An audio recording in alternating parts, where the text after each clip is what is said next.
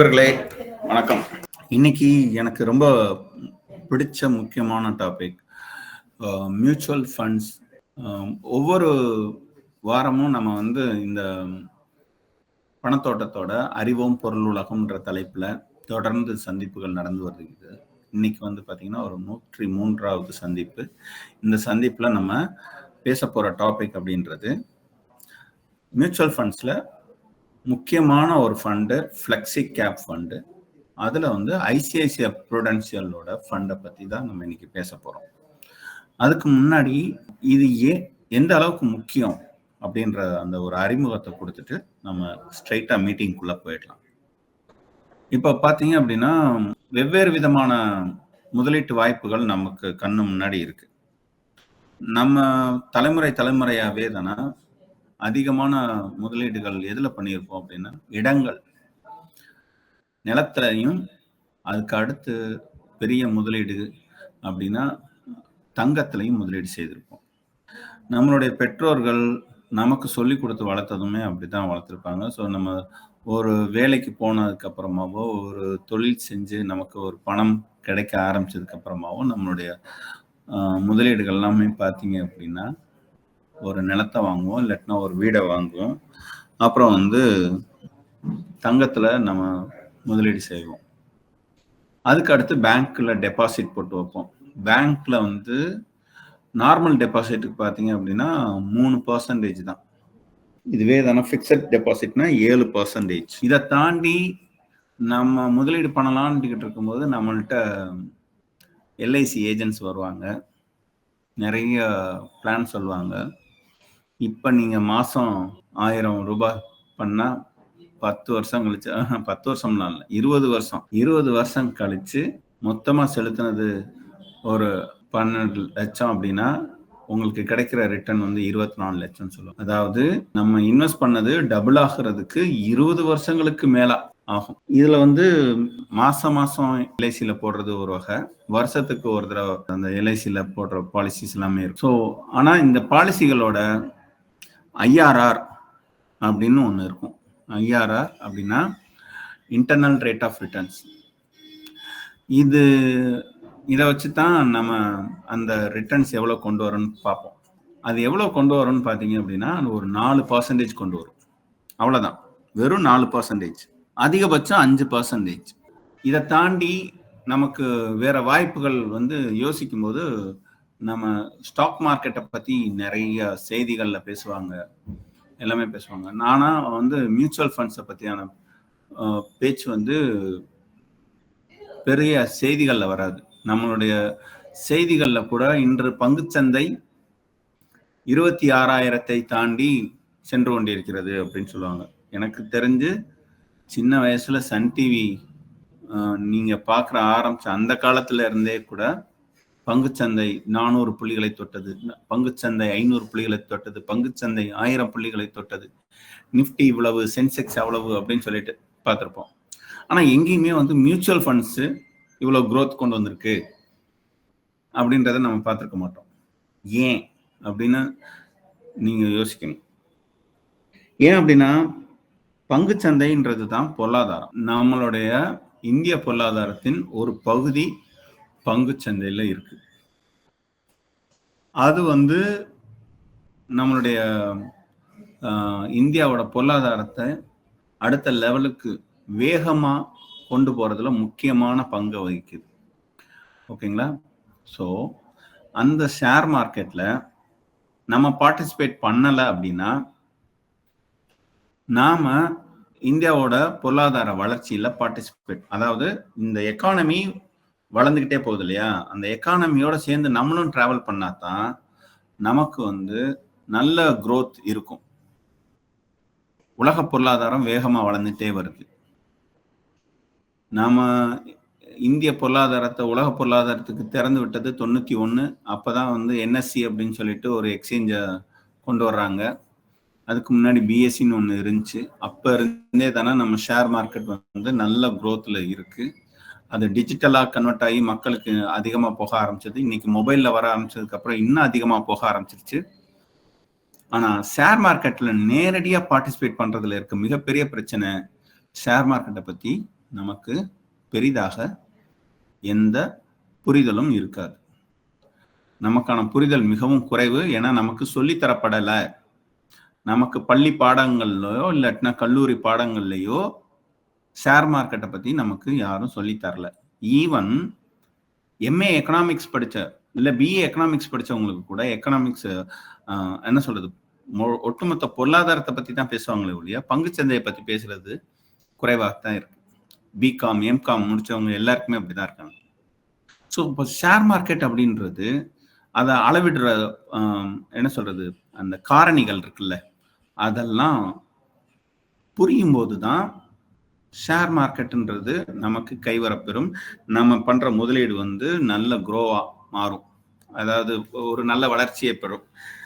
ஆனால் அதை நமக்கு புரிஞ்சுக்கிறதுக்கு அவ்வளோ ஈஸி கிடையாது.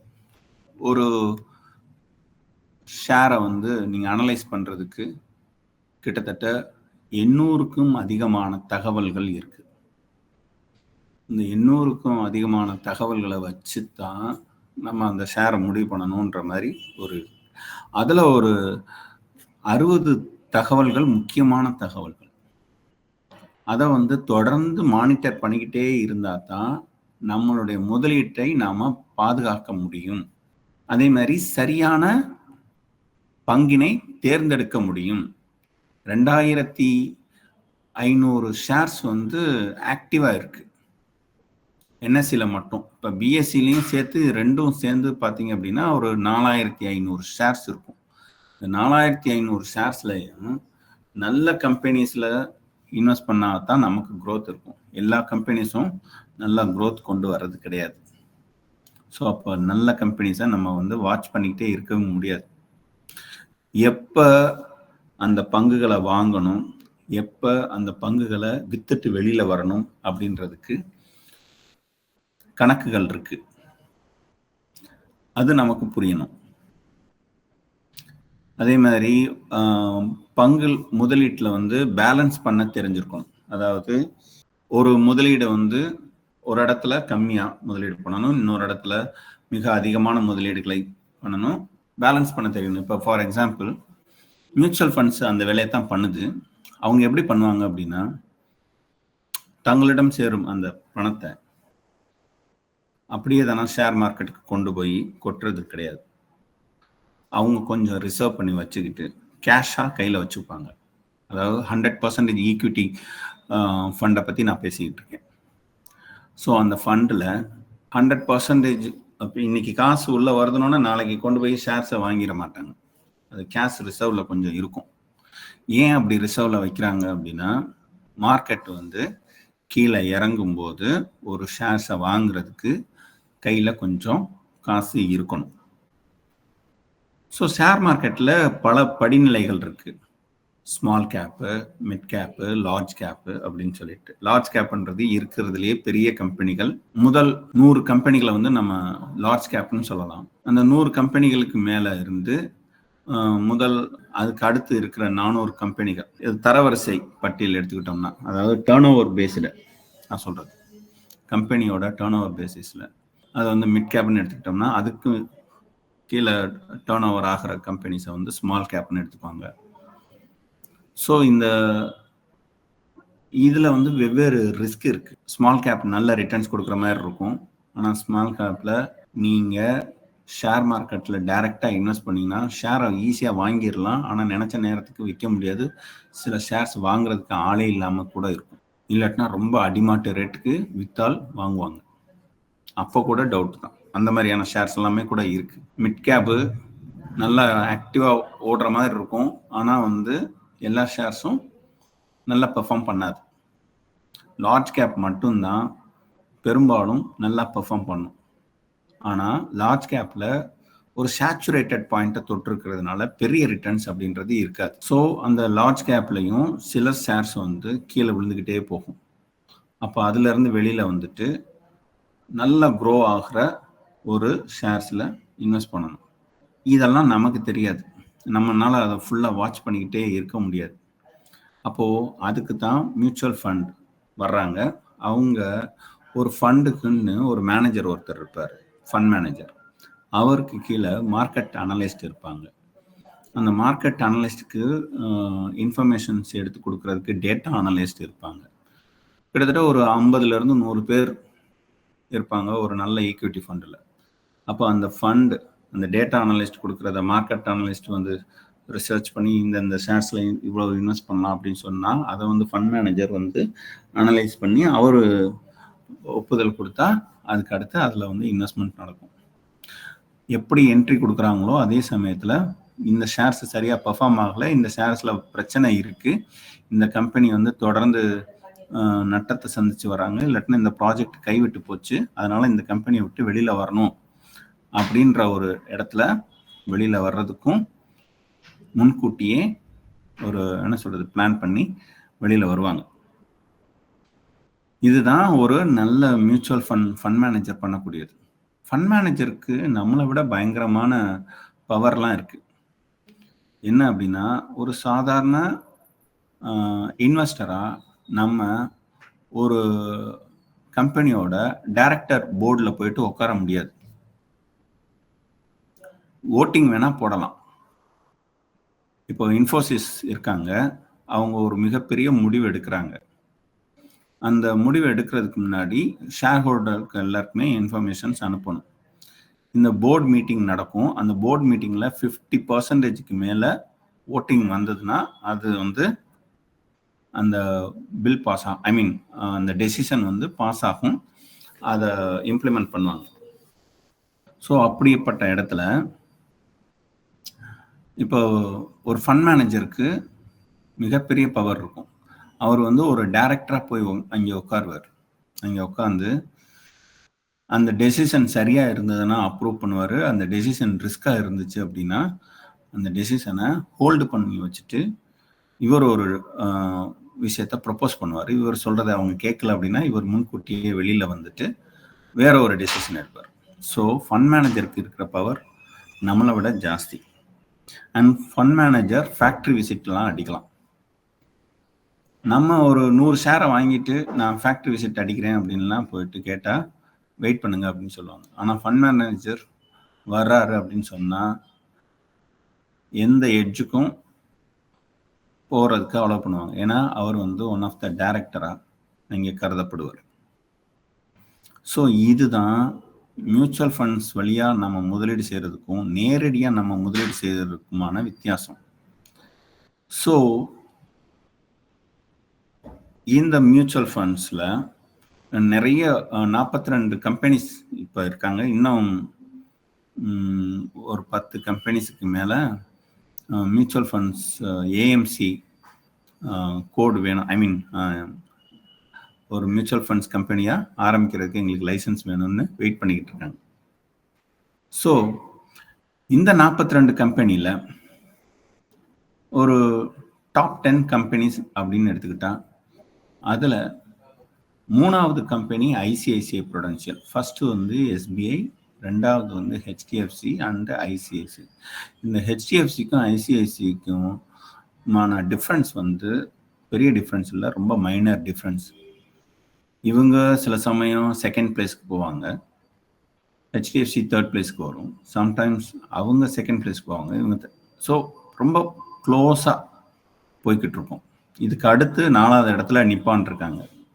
அதுக்கு அடுத்து ஆக்சிஸ், நிறைய பெரிய கம்பெனிஸ் எல்லாமே நிறைய இருக்காங்க. ஐசிஐசிஐ ப்ரூடென்ஷியலில் எனக்கு ரொம்ப பிடிச்ச விஷயம் என்ன அப்படின்னா, பல இன்னோவேட்டிவான ஃபண்ட்ஸை வந்து அவங்க தொடர்ந்து அறிமுகப்படுத்திக்கிட்டே இருக்காங்க. அதே மாதிரி அவங்களுடைய ஸ்ட்ராட்டஜிஸ் வந்து மற்ற கம்பெனிகளோட ஸ்ட்ராட்டஜியை ஃபாலோ பண்ணாமல் இவங்களுக்குன்னு ஒரு ஓன் ஸ்ட்ராட்டஜி கிரியேட் பண்ணி அதை ஃபாலோ பண்ணுறாங்க. ஸோ அதனால் இவங்களுடைய ஃபண்டோட பெர்ஃபார்மன்ஸ் பார்த்தீங்க அப்படின்னா காம்படிட்டிவ்லி நல்ல ரிட்டர்ன்ஸ் கொடுக்கும். ஸோ அதில் நிறைய ஃபண்ட்ஸ் இருந்தாலும் இந்த ஃப்ளெக்ஸி கேப் ஃபண்டு வந்து ரொம்ப ஒரு இன்ட்ரெஸ்டிங்கான ஃபண்டு. ஏன் அப்படின்னா இந்த ஃப்ளெக்ஸி கேப் தான் இப்போ ரீசன்ட் டேஸில் எல்லா மியூச்சுவல் ஃபண்ட்ஸ் கம்பெனிஸும் நல்ல ரிட்டர்ன்ஸ் கொடுத்த கேட்டகரி. ஸோ ஃப்ளெக்ஸி கேப்னா என்னன்றதை நம்ம சுருக்கமாக பேசிடுவோம். அதாவது நான் சொன்ன மாதிரி large cap, mid cap, small கேப்னு இருக்கு இல்லையா, இந்த 3 வகையான நிறுவனங்கள்லையும் இவங்க முதலீடு செய்யலாம். பொதுவா மல்டி கேப்ன்னு சொல்லுவாங்க இத. இந்த மல்டி கேப் வந்து ஒரு ஃபிக்ஸட் பெர்சன்டேஜ் இருக்கும். அதாவது லார்ஜ் கேப்புக்குனா 40%, மிட் கேப்புக்கு ஒரு 40%, என்ன சொல்றது, ஸ்மால் கேப்புக்கு ஒரு 20% அப்படின்னு சொல்லிட்டு ஒரு லிமிட் வச்சிருப்பாங்க. ஆனா இந்த ஃப்ளெக்ஸி கேப்ல அந்த மாதிரி எந்த லிமிட்டும் கிடையாது. இவங்க லார்ஜ் கேப்ல நல்லா பெர்ஃபார்ம் பண்ணும்போது லார்ஜ் கேப்போட அந்த பெர்சன்டேஜை இன்க்ரீஸ் பண்ணிக்குவாங்க. 50%, 60% பண்ணுவாங்க. அதுக்கு அடுத்து மிட் கேப் நல்லா பெர்ஃபார்ம் பண்ணும்போது லார்ஜ் கேப்ல இருக்கிற ஷேர்ஸை வித்துட்டு இதுல இன்வெஸ்ட்மெண்ட்டை மாத்திக்குவாங்க. அதே மாதிரி மிட் கேப்பை விட ஸ்மால் கேப் பெர்ஃபார்ம் பண்ணும்போது ஸ்மால் கேப்ல வாங்கி போடுவாங்க. இதுல ரொம்ப சுவாரஸ்யமான விஷயம் என்னன்னா, மார்க்கெட்டு எப்படி ஃபங்க்ஷன் ஆகும் அப்படின்றத இந்த இடத்துல தெரிஞ்சுச்சுன்னா ஃப்ளெக்ஸி கேப்போட அருமை உங்களுக்கு புரியும். ஆக்சுவலா மார்க்கெட் வந்து மேலே ஏறுது அப்படின்னா உள்ள ஃபண்டு உள்ள வருதுன்னு அர்த்தம். இந்த ஃபண்டு உள்ள வரும்போது பார்த்தீங்க அப்படின்னா லார்ஜ் கேப்ல ஃபில் ஆனதுக்கு அப்புறம் இன்வெஸ்டர்ஸ் வந்து மிட் கேப்பை ஃபோக்கஸ் பண்ணுவாங்க. மிட் கேப்பும் ஃபில் ஆனதுக்கு அப்புறமா தான் ஸ்மால் கேப் வந்து என்ன சொல்றது ஃபில் ஆகும். இப்போ மார்க்கெட் வந்து க்ரோ ஆகும்போது ஃபர்ஸ்ட் எது க்ரோ ஆகும் அப்படின்னா கண்டிப்பாக லார்ஜ் கேப் தான் க்ரோ ஆகும். அதுக்கு அடுத்து தான் மிட் கேப்பு, அதுக்கு அடுத்து தான் ஸ்மால் கேப். இப்போ கூட மார்க்கெட் வந்து 26,000 தொட்டு தாண்டி மேலே போய்கிட்டு இருக்கு. ஆனால் ஸ்மால் கேப்பு இப்போவும் என்ன சொல்றது மேலே வரல. ஆனால் ஸ்மால் கேப் மேலே வர்றதுக்கான பாசிபிலிட்டிஸ் நிறைய. இதில் இன்னொரு விஷயம் கவனிச்சுக்கோங்க. லார்ஜ் கேப் வந்து ஒரு 5 லிட்டர் பக்கெட்டுன்னு வச்சுக்குவோம். ஸ்மால் கேப் வந்து மிட் கேப் வந்து ஒரு 3 லிட்டர் பக்கெட்டு, ஸ்மால் கேப் வந்து ஒரு 2 லிட்டரு இல்லாட்டினா 1 லிட்டர் பக்கெட்னு வச்சுக்குவோம். இந்த 5 லிட்டர் பக்கெட்டில் 5 லிட்டர் தண்ணி விழுகுது அப்படின்னா அது வந்து ஒரு 100% க்ரோ ஆகுதுன்னு வச்சுக்கோங்க. இப்போ 3 லிட்டர் பக்கெட்டில் அதாவது மிட் கேப்பில் வந்து அது வந்து 150% க்ரோ ஆகும். அதுவே ஸ்மால் கேப்பில் ஓவர்ஃப்ளோ ஆகி விழுகும்போது கிட்டத்தட்ட 5 பக்கெட்டில் ஃபில் ஆகுதா 500% க்ரோ ஆகும். ஸோ ஃபண்ட் இப்படி தான். அப்போது இந்த ஃப்ளோ ஃபண்ட் ஃப்ளோ உள்ள வருது இல்லையா, ஸோ அதை வச்சு இவங்க டிசைட் பண்ணுறாங்க. சரி, இப்போ வந்து லார்ஜ் கேப் ஃபில் ஆயிடுச்சு, இனிமேல் லார்ஜ் கேப் வந்து ஒரு சேச்சுரேஷன் பாயிண்ட்டை தொட்டுருச்சு, ஒரு 12 to 15% தொட்டுருச்சு, இதுக்கு அடுத்து வந்து மிட் கேப்பில் தான் க்ரோ ஆக போதுன்னொன்னே அடுத்து வர்ற ஃபண்ட் எல்லாத்தையுமே அவங்க வந்து மிட் கேப்பில் ஃபில் பண்ணுவாங்க. இதுக்கான இடத்த வந்து எந்த ஃபண்டு கொடுக்கும் அப்படின்னு கேட்டால் ஃப்ளெக்ஸி கேப் தான் கொடுக்கும். இது கொடுக்காது. எது கொடுக்காது? மல்டி கேப் கொடுக்காது. ஏன்னா மல்டி கேப்ல வந்து ஃபிக்ஸட், அதுக்குன்ட்டு லார்ஜ் கேப்னா இவ்வளவு தான், மிட் கேப்னா இத்தனை பர்சன்டேஜ் தான் அப்படின்னு ஃபிக்ஸ் பண்ணிடுறாங்கல்ல. அந்த மாதிரி ஃபிக்ஸ் பண்ணக்கூடாது. காலத்துக்கு ஏற்ற மாதிரி இன்வெஸ்ட்மெண்ட்டை மாற்றி மாற்றி இன்வெஸ்ட் பண்ணும்போது தான் நல்ல ரிட்டர்ன்ஸ் நமக்கு கிடைக்கும். அதைத்தான் ஃப்ளெக்ஸி கேப் கொடுக்குது. அந்த ஃப்ளெக்ஸி கேப் ஃபண்டை வந்து எல்லா பெரிய கம்பெனிகளும் கொடுக்குறாங்க. ஏன் சின்ன கம்பெனிகள் முதற்கொண்டு இந்த ஃப்ளெக்ஸி கேப் வந்து ஒரு நல்ல மாடலாக பார்க்குறாங்க, நிறைய பேர் கொடுக்குறாங்க. அதில் ஒன் ஆஃப் த பெஸ்ட் அப்படின்னு பார்த்தீங்கன்னா, அதாவது பெரிய கம்பெனிகள் நான் சொல்கிறேன். சின்ன கம்பெனிஸ் தான் இதில் வந்து பயங்கர டஃப் கொடுப்பாங்க. ஆனால் சின்ன கம்பெனிகள் ரிஸ்க் ரொம்ப ஜாஸ்தி. இந்த பராக் பரேக், பஜாஜ், இந்த மாதிரியான கம்பெனிஸ், சுந்தரம் ஃபினான்ஸ், இவங்கெல்லாம் வந்து ஃப்ளெக்ஸி கேப் கொஞ்சம் அக்ரெசிவாக பண்ணுவாங்க. பட் அதில் ரிஸ்க் ஜாஸ்தியாகவும் இருக்கும். நமக்கு வந்து ஹை ரிஸ்க்கும் கூடாது, அதே சமயத்தில் கான்ஸ்டண்ட்டாக நல்ல ரிட்டர்ன்ஸும் வேணும் அப்படின்னா நம்ம டாப் 10 மியூச்சுவல் ஃபண்ட்ஸ் கம்பெனிஸ்குள்ளே தான் இன்வெஸ்ட் பண்ணணும். ஸோ அப்படி இன்வெஸ்ட் பண்ணுறதுல ஃப்ளெக்ஸி கேப்பில் நல்ல ஃபண்டுன்னு பார்த்தீங்க அப்படின்னா எனக்கு தெரிஞ்சு ஐசிஐசிஐ ப்ரூடென்ஷியல் நான் சொல்லுவேன். ஸோ அந்த ஐசிஐசிஐ ப்ரூடென்ஷியல் ஃப்ளெக்ஸி கேப் ஃபண்டை பற்றி இன்னைக்கு பேசுறதுக்காக ஐசிஐசிஐ ப்ரூடென்ஷியல்ல இருந்து மிஸ்டர் கார்த்திக் வந்து நம்மளோட ஜாயின் பண்ணியிருக்காரு. கார்த்திக் சார், இனி நீங்க இந்த ஃபண்டை பற்றி மக்களுக்கு கொஞ்சம் விளக்கி சொல்லுங்க. Thank you sir. Sure sir.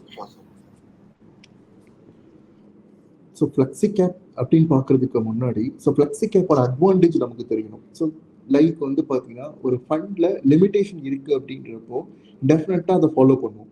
For example, நம்ம இந்தியாவில் நிறைய குரூப் கம்பெனிஸ் இருக்குது. டாடா, டிவிஎஸ், ரிலையன்ஸ், இது மாதிரி நிறைய குரூப் கம்பெனிஸ் இருக்குது. ஜஸ்ட் நீங்கள் ஒரு அண்டர்ஸ்டாண்டிங் எடுத்துக்கோங்க. ஃபார் எக்ஸாம்பிள், ஏதாவது ஒரு group company, okay, so maybe அவங்களோட க்ரோத் வந்து கொஞ்சம் ஸ்லோ டவுன் ஆகுது, இல்லை அங்கே நெகட்டிவ் நியூஸஸ் இருக்குது அப்படின்னா, லைக் பாசிவ் ஃபண்டில் அட் எனி காஸ்ட் அந்த ஸ்டாக்ல ஃபண்ட் மேனேஜர் இன்வெஸ்ட் பண்ணி தான் ஆகணும். பட் அதே ஸ்கீம்ல ஒரு ஃபிளெக்சிபிலிட்டி ஃபண்ட் மேனேஜருக்கு இருக்கு அப்படின்னா, அந்த குரூப் கம்பெனிஸ் நெகட்டிவா இருக்கும் போது, நெகட்டிவ் நியூஸ் இருக்கிறப்போ டெஃபினட்டா அதுல பார்ட்டிசிபேட் பண்ண மாட்டாங்க. ஸோ எந்த இடத்துல ஒரு ஃபிளெக்சிபிள் ஃபண்ட் மேனேஜருக்கு இருக்கோ அங்க வந்து ஒரு எக்ஸ்ட்ரா ஆல்ஃபா கிரியேஷன் வந்து ஃபண்ட் மேனேஜர்ல ஈஸியா பண்ண முடியும். ஸோ ஃப்ளெக்ஸி கேப்போட அட்வான்டேஜஸ் வந்து பாத்தீங்க அப்படின்னா, ஃபர்ஸ்ட் இங்க இருந்து ஸ்டார்ட் பண்றோம். எங்க ஒரு ஸ்கீம்ல நமக்கு ஃபிளெக்சிபிலிட்டிஸ் இருக்கும், ஆட்டோமேட்டிக்கா அந்த இன்வெஸ்ட்மெண்ட்ஸோட ஆல்ஃபா ஜென்ரேஷன் ஸ்டார்ட் ஆக ஆரம்பிக்குது. இன் ஜென்ரலா இப்போ இவ்வளவு சார் சொன்ன மாதிரி ஒரு இன்வெஸ்ட்மெண்ட்ஸ் நம்ம செலக்ட் பண்றோம் அப்படின்னா, நமக்கு இன்ஃப்ளேஷன் அட்ஜஸ்ட் பண்ணி வர ரிட்டர்ன், எக்ஸஸா வரக்கூடிய ரிட்டர்னுக்காக நம்ம வந்து ஈக்விட்டி செலக்ட் பண்றோம் அப்படின்னா, அந்த ஈக்விட்டில லார்ஜ் கேப் ஸ்டாக்ஸ் இருக்கு, மிட் கேப் ஸ்டாக்ஸ் இருக்கு, ஸ்மால் கேப் ஸ்டாக்ஸ் இருக்கு. ஸோ இங்க நமக்கு வேரியஸ் ஆப்பர்ச்சுனிட்டிஸ் இருக்கும் போது, ஸோ இப்போ கரண்ட்லி நீங்க எனிவே நீங்க ஃப்ளெக்ஸி கேப் இன்வெஸ்ட்மெண்ட்ஸ் வந்து பண்ண போறீங்க அப்படின்னா மார்க்கெட்ல தான் இன்வெஸ்ட்மெண்ட் பண்ண போறீங்க. இப்போ கரண்ட்லி இந்தியாவோட மார்க்கெட் எப்படி இருக்கும்? ஃபார் எக்ஸாம்பிள், இந்தியா மாதிரியான ஒரு லார்ஜஸ்ட் 146 crores பாப்புலேஷன் இருக்கக்கூடிய கண்ட்ரியில என்னெல்லாம் அட்வான்டேஜஸ் இருக்குன்னு பார்த்தீங்கன்னா, கன்சென்சஸ் ஸ்ட்ராங்கா அட்வான்டேஜஸ் இருக்கும். என்ன ரீசன்? இப்போ ரீசெண்டா நமக்கு இன்கம் டேக்ஸோட அந்த ரீபேட் சிஸ்டம் 7 lakhல இருந்து 12 lakh இன்க்ரீஸ் பண்ணியிருக்காங்க. ஸோ இங்கே ஆட்டோமேட்டிக்காக ஒரு கன்சென்சன் இன்க்ரீஸ் ஆகிறதுக்கான பாசிபிலிட்டிஸ் இருக்கு. ஜிஎஸ்டி அடிஷ்னலாக வந்து பார்த்தீங்கன்னா ரீஸ்ட்ரக்சர் பண்ணுறப்போ நிறைய இண்டஸ்ட்ரியில ஆப்பர்ச்சுனிட்டிஸ் வந்து பார்த்தீங்கன்னா அதிகமாக இருக்கு. ஸோ லைக் வந்து பார்த்தீங்க அப்படின்னா, ஃபார் எக்ஸாம்பிள் ஆட்டோ இண்டஸ்ட்ரியா இருக்கலாம். ஸோ இந்த மாதிரியான செக்மெண்ட்ல ஜிஎஸ்டியோட அந்த ரீஸ்ட்ரக்சர்ஸ் பெனிஃபிட்டா இருக்கும். ஸோ கன்சம்ஷன்லையும் சரி, தென் வந்து பார்த்தீங்க அப்படின்னா ஆட்டோ இண்டஸ்ட்ரீஸோட பெனிஃபிட்ஸ் க்ரோத்தும் சரி ரொம்ப ரொம்ப ஃபினாமினலா இருக்கும். ஸோ இந்த செக்மெண்ட்ல நமக்கு வந்து இந்தியாவில் நிறைய ஆப்பர்ச்சுனிட்டிஸ் இருக்கு. இந்தியா மாதிரியான கண்ட்ரீஸ்ல ஃபெஸ்டிவல்ஸ் ஜாஸ்தி.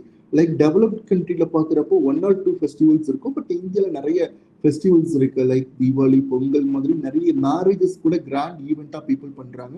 ஸோ இங்க எல்லாமே எக்ஸ்பென்சஸ் ஜாஸ்தி இருக்கும். So in general and overview வந்து இந்தியாவோட மார்க்கெட் வந்து பார்த்தீங்கன்னா லாங் டேர்முக்கு ரொம்ப ரொம்ப சூப்பராக இருக்கும். ஸோ அந்த லாங் டேர்ம் அந்த பார்ட்டிசிபேஷன், அந்த க்ரோத் ஸ்டோரியில நம்ம எல்லாரோட பார்ட்டிசிபேஷன் இருக்குன்னா, சார் சொன்ன மாதிரி வெல்த் கிரியேஷன்ன்றது எல்லாராலையும் எடுக்க முடியுதுக்கான அதிகமான பாசிபிலிட்டிஸ் நம்ம கிட்ட இருக்கும். ஸோ நெகட்டிவ் ட்ரிகரா பார்க்குறோம்னா, இப்போ கரண்ட்லி வந்து பார்த்தீங்கன்னா யூஎஸோட tariff, like geopolitical tensions இதெல்லாமே இருக்கும். பட் இந்த சுச்சுவேஷனுக்கு ஃப்ளெக்ஸி கேப் ஃபண்ட் எப்படி ஆப்டா இருக்கும் அப்படின்னு பார்க்குறப்போ, நீங்க இந்த ஸ்லைட்ல பார்க்குறப்போ கோல் பேஸ்ட் இன்வெஸ்டிங் சொல்லி ஒரு ஆப்ஷன் காமிச்சிருக்காங்க இல்லையா? ஸோ இதுல நீங்க 1979ல 1 lakh ரூபி சென்செக்ஸ்ல இன்வெஸ்ட்மெண்ட் பண்ணிருந்தோம் அப்படின்னா அதோட கரண்ட் வேல்யூ எவ்வளவு இருக்குன்னு பாருங்க. 8.39 crore இருக்கு. சரிங்களா? ஸோ இந்த லாஸ்ட் 1979ல இருந்து இப்போ வரைக்கும் மார்க்கெட்டோட லாஸ்ட் ஒரு 45 yearsோட ஜேர்னியில கிட்டத்தட்ட 12 years நெகட்டிவ் ரிட்டர்ன் இருக்கு, ரிமைனிங் இயர்ஸ் பாசிட்டிவ் ரிட்டர்ன் இருக்கு. பட் யாரெல்லாம் இந்த பீரியட்ல ஸ்டே பண்ணி லாங் டேர்ம் டிராவல் பண்ணி வந்திருக்காங்களோ அவங்களோட ரிட்டர்ன் வந்து 1 lakh அந்த டைம்ல இன்வெஸ்ட்மெண்ட் பண்ணிருந்தாங்கன்னா இப்போட கரண்ட் வேல்யூ 8.39 crores இருக்கு. சென்செக்ஸ் அப்பதான் ஸ்டார்ட் பண்ணாங்க 100 rupeesல. இப்போதோட பிரசன்ஸ் வேல்யூ வந்து பாத்தீங்க அப்படின்னா 83,000க்கு மேல இருக்கு. ஸோ அதனாலதான் சொல்றேன், லாங் டேர்ம் இருக்கிறப்போ இந்த மார்க்கெட்ல தென் அண்ட் தேர் ஆப்பர்ச்சுனிட்டிஸ் இருக்கும். ஸோ சம்டைம் வந்து பாத்தீங்க அப்படின்னா லார்ஜ் கேப்போட பெர்ஃபார்மன்ஸ் ரொம்ப எக்ஸலண்டா இருக்கும். சம்டைம் மிட் கேப் ஸ்மால் கேப்போட பெர்ஃபார்மன்ஸ் ரொம்ப எக்ஸலண்டா இருக்கும்.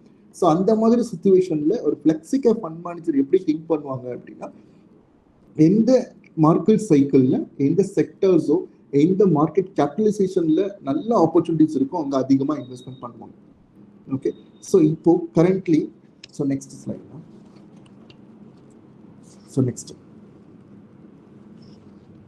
ஃப்ளெக்ஸி கேப்போட இன்வெஸ்ட்மெண்ட்ஸ் பெனிஃபிட் நம்ம பார்க்கும்போது, ஃப்ளெக்ஸி கேப்ஸ் அப்படின்றப்போ ஆட்டோமேட்டிக்கா large cap, mid cap, small கேப்ல அந்த கம்பெனிஸ்ல நம்ம இன்வெஸ்ட்மெண்ட் பண்றோம். அரௌண்ட் 4300+ கம்பெனிஸ் இந்தியாவில் லிஸ்டிங் ஸ்பேஸ்ல அவைலபிளா இருக்கு. டாப் 100 கம்பெனிஸ் நம்ம லார்ஜ் கேப்னு சொல்றோம். நெக்ஸ்ட் 150 கம்பெனிஸ் மிட் கேப்னு சொல்றோம். நெக்ஸ்ட் கம்பெனிஸ் எல்லாம் நம்ம ஸ்மால் கேப்னு சொல்றோம். இந்த small cap universe, mid cap, large cap, டோட்டலா இந்த டாப் 500 கம்பெனிஸ் தான் இந்த ஃப்ளெக்ஸி கேப் ஃபண்டுக்கு பெஞ்ச் மார்க்கா நம்ம எடுத்து ரன் பண்றோம். இங்க இருந்து எவ்வளவு ஃபண்ட் மேனேஜர் ஆல்பா கிரியேட் பண்றாங்க, எக்ஸ்ட்ரா எவ்வளவு ரிட்டர்ன் கொடுக்குறாங்க அப்படின்றத ஃபண்ட் மேனேஜரோட குவாலிட்டி இருக்கு. ஸோ ஃப்ளெக்ஸி கேப் ஸ்டைலை பொறுத்த வரைக்கும் யூஸ்வலா வந்து மார்க்கெட் கேப் பேஸ் பண்ணி நம்ம வந்துட்டு ஸ்ட்ரக்சரிங் பண்றோம். ஸோ மார்க்கெட் கேப் அப்படின்றது ஒரு கம்பெனியோட மார்க்கெட் கேபிட்டலிசேஷன். இன்னைக்கு கரண்ட்லி ஒரு கம்பெனியை மார்க்கெட்ல ஒரு பர்சன் வாங்கணும் இல்லை அவங்க விற்கிறாங்க அப்படின்னா என்ன ரேட்ல கம்பெனி வாங்க முடியும். ஸோ ரொம்ப சிம்பிளா சொன்னா இதுதான் மார்க்கெட் கேப்னு சொல்லுவோம். இந்த மாதிரி டாப் 100 கம்பெனிஸோட டோட்டல் வேல்யூ தான் லார்ஜ் கேப்போட market capitalization. Next 150 companies mid cap, அதுக்கப்புறம் இருக்க கம்பெனிஸ் எல்லாம் ஸ்மால் கேப். ஸோ ஃப்ளெக்ஸி கேப்பை பொறுத்த வரைக்கும் இந்த அட்வான்டேஜஸ் இருக்கு. டைனமிக்கா நம்ம என்ன பண்ண முடியும்னா எவ்ரி கேபிட்டலைசேஷன் ஆப்பர்ச்சுனிட்டி கேப்சர் பண்ண முடியும். டைவர்சிஃபிகேஷன்ஸ் இங்க அதிகமா இருக்கும் இன் ஜென்ரல். ஏன்னா லார்ஜ் கேப்லயும் set of companies, quality companies இருக்கும், growth oriented கம்பெனிஸ் இருக்கும், மிட் கேப்லயும் இருக்கும், ஸ்மால் கேப்ல இன்வெஸ்ட்மெண்ட்ஸ் ஃபண்ட் மேனேஜர் எடுத்திருப்பாங்க. ஸோ கிட்டத்தட்ட வந்து பார்த்தீங்கன்னா ஒரு போர்ட்ஃபோலியோ ஒரு 60 கம்பெனிஸ்ல ஃபார் எக்ஸாம்பிள் இன்வெஸ்ட்மெண்ட் பண்ணியிருக்காங்க அப்படின்னா ஸோ அந்த கம்பெனிஸோட டைவர்சிஃபிகேஷன்ஸ் இங்க நம்மளால பார்க்க முடியும். ஓவரால ரிஸ்க்கும் இங்க மெட்டிகேட் பண்ணிடுறாங்க. ஸோ ஒவ்வொரு கம்பெனிஸ்ல நம்ம இன்வெஸ்ட்மெண்ட் பண்ணியிருக்கிறப்போ கிட்டத்தட்ட ஒரு 100 கம்பெனில ஃபண்ட் மேனேஜர் இன்வெஸ்ட்மெண்ட் பண்ணியிருக்காங்கன்னா 1 or 2 கம்பெனிஸ்ல இன்வெஸ்ட்மெண்ட்ஸ் இல்லைனாலும் ஈஸியா நம்ம ரிமைனிங் இருக்கக்கூடிய கம்பெனிஸோட பெர்ஃபார்மன்ஸ் வச்சு அந்த ஆல்ஃபா கிரியேட் பண்றதுக்கான பாசிபிலிட்டிஸ் ஜாஸ்தி இருக்கும். மார்க்கெட் சைக்கிள் பார்க்குறப்போ சம்டைம்ஸ் வந்து பார்த்தீங்கன்னா மார்க்கெட்ல growth ஆப்பர்ச்சுனிட்டிஸ் இருக்கும். மார்க்கெட் சைக்கிள் ரொம்ப ரொம்ப அட்ராக்டிவா இருக்கும். சில செக்மெண்ட்ஸ்ல வந்து பார்த்தீங்க அப்படின்னா ஃபார் எக்ஸாம்பிள் மார்க்கெட்டோட சைக்கிள் எப்படிலாம் இருக்கு 2 வே நம்ம எடுத்துக்கலாம். ஸோ நெக்ஸ்ட் ஸ்லைட் தான். ஸோ மார்க்கெட்டோட சைக்கிள்ல ஃபார் எக்ஸாம்பிள் மார்க்கெட் நெகட்டிவ் ட்ரிகரா இருக்கு. மார்க்கெட்ல இப்போ கரண்ட்லி வந்து பார்த்தீங்கன்னா வேல்யூஷன் ரொம்ப எக்ஸ்பென்சிவா இருக்கு, எப்போ வேணாலும் ஃபால் ஆகலாம் அப்படின்றப்போ ஃபண்ட் மேனேஜர் ஃப்ளெக்ஸி கேப்போட ஃபண்ட் மேனேஜருக்கு வந்து ஒரு அட்வான்டேஜஸ் இருக்கு. ஸோ அந்த டைம்ல லார்ஜ் கேப்ல அவங்க எக்ஸ்போசர் ஜாஸ்தியாக எடுக்கலாம்.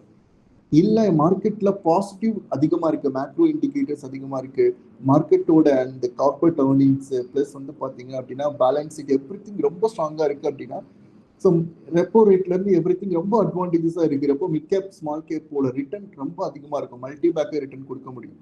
ஸோ லார்ஜ் கேப் நம்ம செலக்ட் பண்ணும் போது போர்ட்ஃபோலியோக்கு ஸ்டெபிலிட்டி கிடைக்குது. இதே மிட் கேப், ஸ்மால் கேப் நம்ம செலக்ட் பண்ணும் போது போர்ட்ஃபோலியோட growth வந்து பார்த்தீங்கன்னா மல்டி பேக்கர் ரிட்டர்ன் கொடுக்கறதுக்கான பாசிபிலிட்டிஸ் எடுக்க முடியும். ஸோ இந்த ஸ்டைல்ல இந்த ஆப்பர்ச்சுனிட்டிஸ் இருக்கு. So next ma'am. ஸோ ஆக்சுவலா ஃப்ளெக்ஸி கேப்பை பொறுத்த வரைக்கும் ஸோ ஒவ்வொரு டைம்லயும் மார்க்கெட்டோட சைக்கிளுக்கு தகுந்த மாதிரி ஃபண்ட் மேனேஜர் வந்து ப்ளே பண்ணுவாங்க. லைக் ஒரு கிரிக்கெட் எடுத்தீங்க அப்படின்னா மேபி டெஸ்ட் கிரிக்கெட்டா இருக்கு, டெஸ்ட் மேட்சா இருக்கலாம், ஒன் டே மேட்சா இருக்கலாம், T20 இருக்கலாம். ஸோ ஒவ்வொரு அந்த கேட்டகரியிலையும் அந்த பிளேயர் எப்படி இருப்பாங்கன்னு பாருங்க. ஒரு பேட்மேன் வந்து பாத்தீங்க அப்படின்னா ரொம்ப அக்ரெசிவா இருப்பாங்க, சம்டைம் வந்து பாத்தீங்க அப்படின்னா ஸ்டேபிளா இருப்பாங்க. ஸோ அந்த மாதிரி தான் flexi cap fund manager run பண்ணுவாங்க மார்க்கெட்டோட டைமிங் தகுந்த மாதிரி. Next ma'am.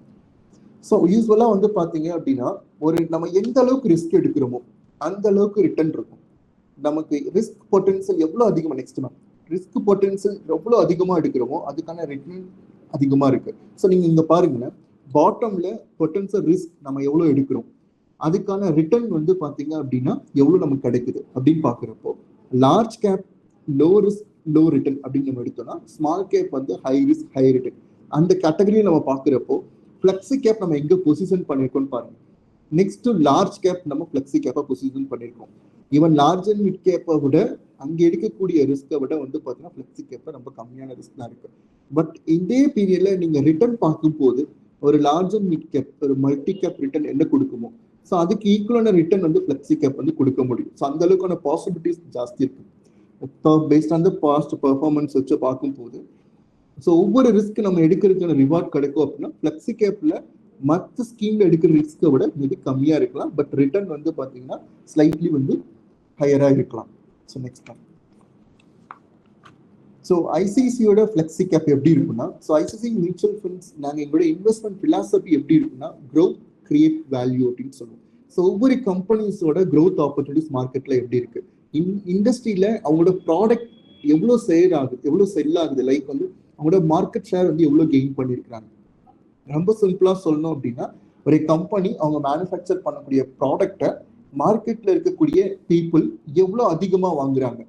மற்ற கம்பெனிஸ் இப்போ 100% ப்ராடக்ட் செல் பண்ணுதுன்னா, ஒரு கம்பெனி பர்டிகுலரா மேனுஃபேக்சர் பண்ணக்கூடிய ப்ராடக்டை மட்டும் எவ்வளோ அதிகமா வாங்குறாங்க. இப்போ TVS company, TVS motor bike வந்து பார்த்தீங்கன்னா மேனுஃபேக்சர் பண்றாங்கன்னு வச்சுக்கலாம்.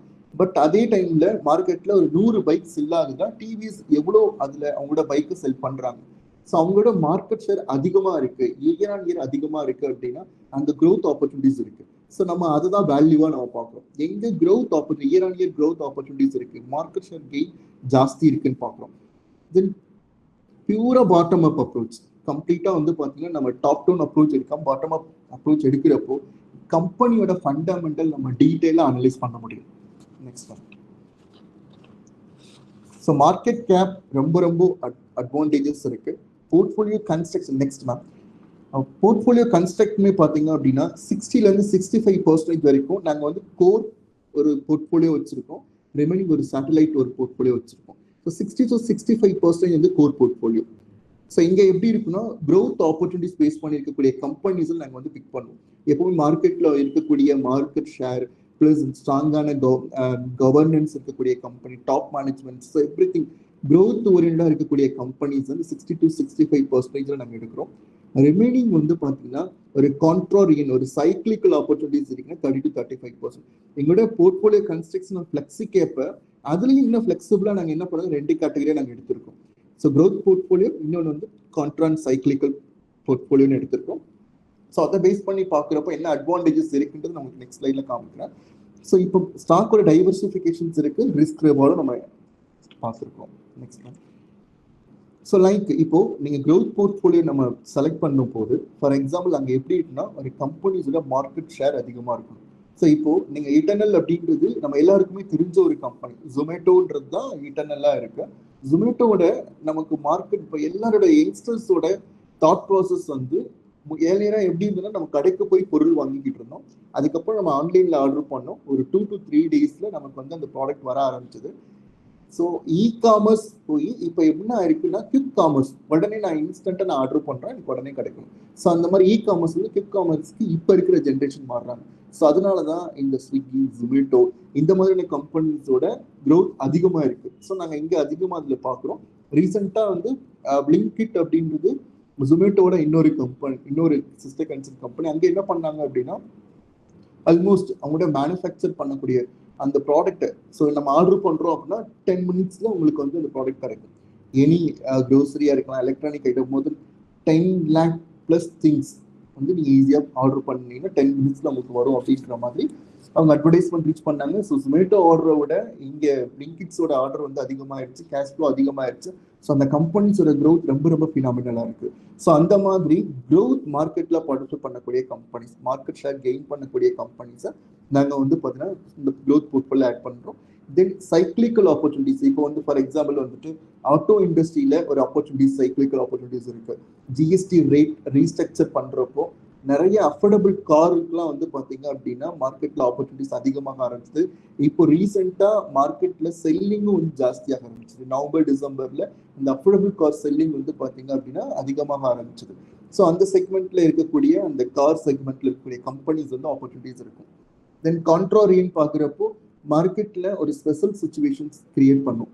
ஸோ லைக் வந்து ஃபண்டமெண்டலாக கம்பெனி ஸ்ட்ராங்காக இருக்கும். ஸோ அந்த பீரியட்ல வந்து பார்த்தீங்க அப்படின்னா ஒரு இம்மிடியேட்டாக மார்க்கெட்டில் ஒரு ஆப்பர்ச்சுனிட்டிஸ் கிரியேட் ஆகிறது நாங்கள் ஐடென்டிஃபை பண்ணி அந்த கால்னு எடுக்கிறோம். ஸோ அவென்யூ சூப்பர் மார்க்கெட் அப்படின்றது வந்து பார்த்தீங்கன்னா எல்லாருக்கும் தெரிஞ்ச ஒரு கம்பெனி, டிமார்ட் அப்படின்ற ஒரு செக்மெண்ட்டு. ஸோ இங்கேயுமே வந்து பார்த்தீங்கன்னா அவங்களோட மேனேஜ்மெண்ட் எஃபிஷியன்ஸ் எவ்ரி திங் வந்து எக்ஸலண்ட்டாக இருக்கும். ஸோ போர்ட்ஃபோலியோ நாங்கள் கன்ஸ்ட்ரக்ட் பண்ணுறது நெக்ஸ்ட் மேம். போர்ட்ஃபோலியோ கன்ஸ்ட்ரக்ட் பண்ணுறதே வந்து எப்படி பண்ணுறோன்னா, ஸோ கம்ப்ளீட்டாக அந்த கம்பெனிஸோட மார்க்கெட் ஷேர் அதிகமாக இருக்கும், க்ரோத் ஆப்பர்ச்சுனிட்டிஸ் அதிகமாக இருக்கும். ஸோ இந்த மாதிரி கம்பெனிஸ் தான் நாங்கள் ஐடென்டிஃபை பண்ணுறோம். நெக்ஸ்ட் ஸ்லைட் தான். ஸோ கம்பெனிஸ் எப்படி நாங்கள் இன்வெஸ்ட்மெண்ட்ஸ் எடுக்கிறோன்னா ஃபண்டமெண்டலாக அந்த கம்பெனி ஸ்ட்ராங்காக இருக்கும். அவங்களோட ரெவன்யூ ஏர்னிங்ஸ் அதிகமா இருக்கணும், கம்ப்ளீட்டா அவங்களோட கடன் வந்து ரொம்ப கம்மியா இருக்கணும், இல்லை கடன் இல்லாம கூட இருக்கணும், லோ டெட் கடன் இல்லாம கூட இருக்கணும். அந்த மாதிரி கம்பெனி ஃபண்டமெண்டல் செக் பண்றோம். குவாலிட்டேட்டிவ் அப்படின்றது வந்து கம்பெனியோட கவர்னன்ஸ், அவங்களோட மேனேஜ்மெண்ட், அந்த மார்க்கெட் ஷேர் எப்படி கெயின் பண்றாங்க, ஸோ அவங்களோட execution track record year on year அவங்க எப்படி இன்க்ரீஸ் பண்ணியிருக்காங்க, ஸோ அந்த மாதிரி நாங்கள் செக் பண்றோம். தென் அவங்களோட இப்போ கரண்ட்லி வந்து பார்த்தீங்கன்னா அவங்களோட ஃபினான்சியல் டேர்ம் எப்படி இருக்கு, ஸோ அவங்க ப்ராஃபிட்டபிலிட்டி இன்க்ரீஸ் ஆயிருக்கா, கேஷ் ஃப்ளோ அதிகமாக இருக்கு. எப்போ ஒரு கம்பெனியில் ஹை கேஷ் ஃப்ளோ ரிசர்வ் ஆக ஆரம்பிக்குதோ, சர்ப்ளஸ் மணி அதிகமாகுதோ, அப்போதான் அவங்க இந்த கம்பெனி வந்து அடுத்த லெவல் யூனிட் ஸ்டார்ட் பண்ணுவாங்க. இப்போ ஒரு ஒரு யூனிட் வச்சிருக்காங்க, ஒரு கம்பெனி மேனுஃபேக்சர் ஒரு யூனிட் வச்சிருக்காங்க, கேஷ் ஃப்ளோ அதிகமாக ஆட்டோமேட்டிக்காக என்ன பண்ணா ஒரு யூனிட் 2 யூனிட்டா மாறும், அடுத்து இன்னொரு பிஸ்னஸ் அவங்க இன்டகிரேஷன் பண்ண ஆரம்பிப்பாங்க. ஸோ அந்த மாதிரி தான் நிறைய குரூப் கம்பெனிஸ் வந்து ஸ்டார்ட் ஆகும். ஒரு குரூப் கம்பெனிஸோட ஃபர்ஸ்ட் ஒரு ஆரம்ப புள்ளின்னு பார்த்தீங்க அப்படின்னா இந்த கேஷ் ஃப்ளோல இருந்து ஆரம்பிக்கும். ஸோ அந்த ஃபினான்சியல்ல அவங்க ரொம்ப ரொம்ப ஸ்ட்ராங்கா இருக்காங்கன்னா, பேலன்ஸ் ஷீட் ரொம்ப ஸ்ட்ராங்கா இருக்கா நாங்கள் செக் பண்ணுவோம். ஒரு கம்பெனி இண்டஸ்ட்ரி ஸ்பெசிஃபிக்கா பார்க்குறப்போ அவங்களோட க்ரோத் ஆஸ்பெக்ட், அவங்களோட economy, so entry barriers, high moat கம்பெனிஸா இருப்பாங்க. ஃபார் எக்ஸாம்பிள் வந்து இன்கேஸ் ஒரு டெலிகாம் இண்டஸ்ட்ரி இப்போ இருக்கு, பிளேயர்ஸ் வந்து இப்போ லிமிடெட் பிளேயர்ஸ் தான் இருப்பாங்க, பாரதி ஏர்டெல் ஜியோஸோ சம்திங். அந்த மாதிரி ஒரு செக்மெண்ட்டை ஒரு நியூ கம்மர்ஸ் வந்து ஸ்டார்ட் பண்றாங்க அப்படின்னா ரொம்ப ரொம்ப கஷ்டம். ஏன்னா அந்த அளவுக்கு இன்வெஸ்ட்மெண்ட்ஸ் அதிகமா இருக்கும், என்ட்ரி பேரியர்ஸ் அதிகமா இருக்கும். ஸோ அந்த மாதிரி இருக்கக்கூடிய கம்பெனிஸ் ப்ரொக்யூர்மெண்ட்ல இருந்து எவ்ரி திங் அவங்களே பண்ணுவாங்க. லைக் வந்து இப்போ எல்என்டி எடுத்தீங்க அப்படின்னா அவங்களோட கம்ப்ளீட் ப்ராசஸ் வந்து அந்த கன்ஸ்ட்ரக்ஷன்ஸ்ல இருந்து எல்லாமே அவங்களே பண்றாங்க. ஸோ ஒரு ஸ்ட்ராங்கான ஒரு கம்பெனிஸை ரீப்ளேஸ்மெண்ட் பண்றது வந்து அவ்வளோ ஈஸியா இருக்குது. ஸோ அந்த என்ட்ரி பேரியர்ஸ் நாங்கள் ஐடென்டிஃபை பண்றோம். ஸோ இதுக்கப்புறம் ஃபைனலாக பார்க்குறப்போ மார்க்கெட்ல நமக்கு வந்து பார்த்தீங்கன்னா மேக்ரோ ஃபேக்டர்ஸ், இன்ஃப்ளேஷன் நமக்கு சப்போர்ட் பண்ணும், தென் இன்ட்ரெஸ்ட் ரேட் சப்போர்ட் பண்ணும். ஸோ மார்க்கெட்டோட வாலட்டிலிட்டி, மார்க்கெட்டோட சைக்கிள், ஸோ இதுவுமே செக் பண்ணிட்டு அதுக்கு தகுந்த மாதிரியான கம்பெனிஸ் நாங்கள் செலக்ட் பண்ணுறோம். ஃபார் எக்ஸாம்பிள் மேக்ரோ ஃபேக்டர்ஸ் சப்போர்ட்டிவாக இருக்கு, ஆயில் ப்ரைஸ் வந்து பார்த்தீங்கன்னா ரெடியூஸ் ஆகுதுன்னா நெக்ஸ்ட் என்ன கம்பெனிஸ் ஆப்பர்ச்சுனிட்டிஸ் இருக்குன்னா ஏவியேஷன் கம்பெனிஸ்க்கு, பெயிண்ட் கம்பெனிஸ்க்குலாம் வந்து பார்த்தீங்கன்னா ஆப்பர்ச்சுனிட்டிஸ் அதிகமாக இருக்கும். ஏன்னா அவங்க ரா மெட்டீரியல்ஸ் பார்க்குறப்போ க்ரூட் ஆயில், ஸோ அது ரொம்ப சீப்பான ரேட்டுக்கு வாங்கணும்னா இந்த கம்பெனிஸோட ஃபினாமினல் க்ரோத் அதிகமாக இருக்கும். ஸோ மேக்ரோ ஃபேக்டர்ஸும் நாங்கள் ஐடென்டிஃபிகேஷன்ஸ் வச்சிருக்கோம்.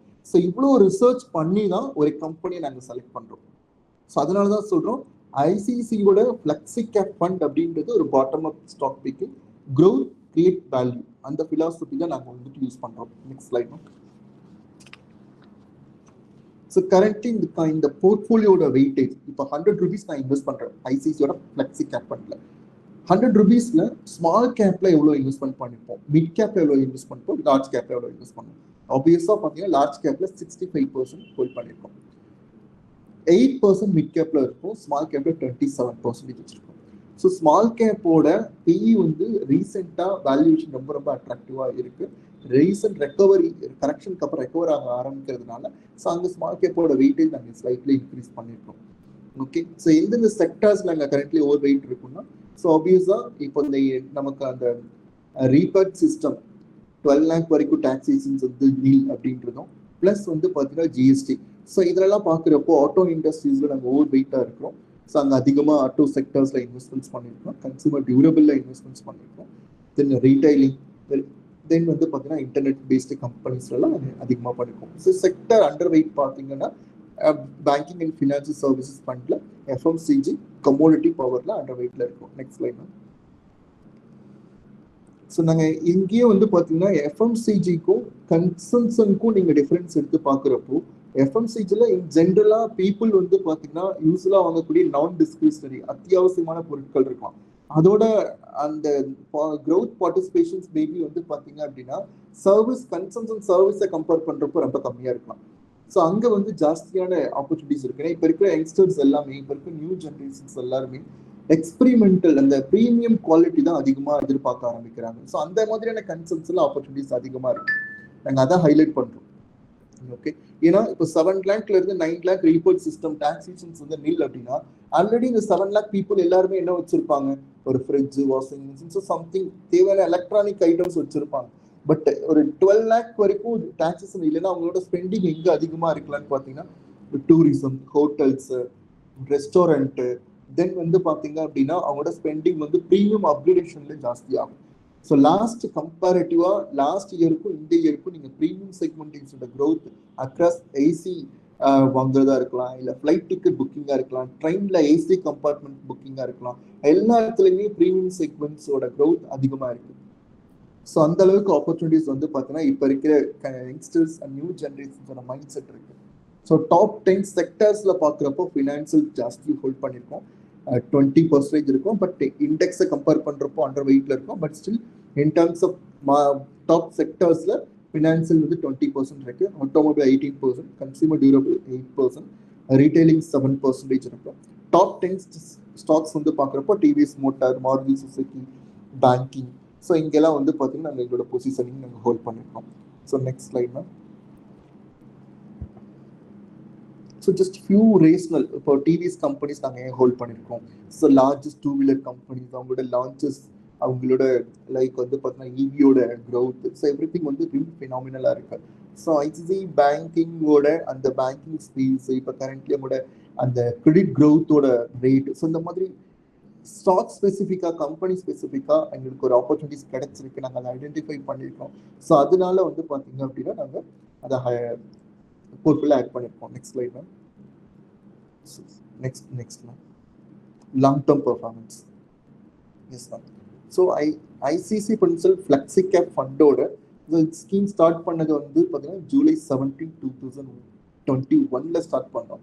ஸோ அப்போ இருந்து இப்போ வரைக்கும் ஸ்கீமோட performance 17.3%, the same period benchmark BSE 500 TRI 14.6% கொடுத்தப்போ பெஞ்ச்மார்க்ல இருந்து கம்பேர் பண்ணுறப்போ ஸோ ரஃப்லி வந்து 3.3% வரைக்கும் நம்ம அல்ஃபா கிரியேட் பண்ணியிருக்கோம். 3 இயர்ஸ் விட்டு 19%, 2 இயர்ஸ் 23% இருக்கு.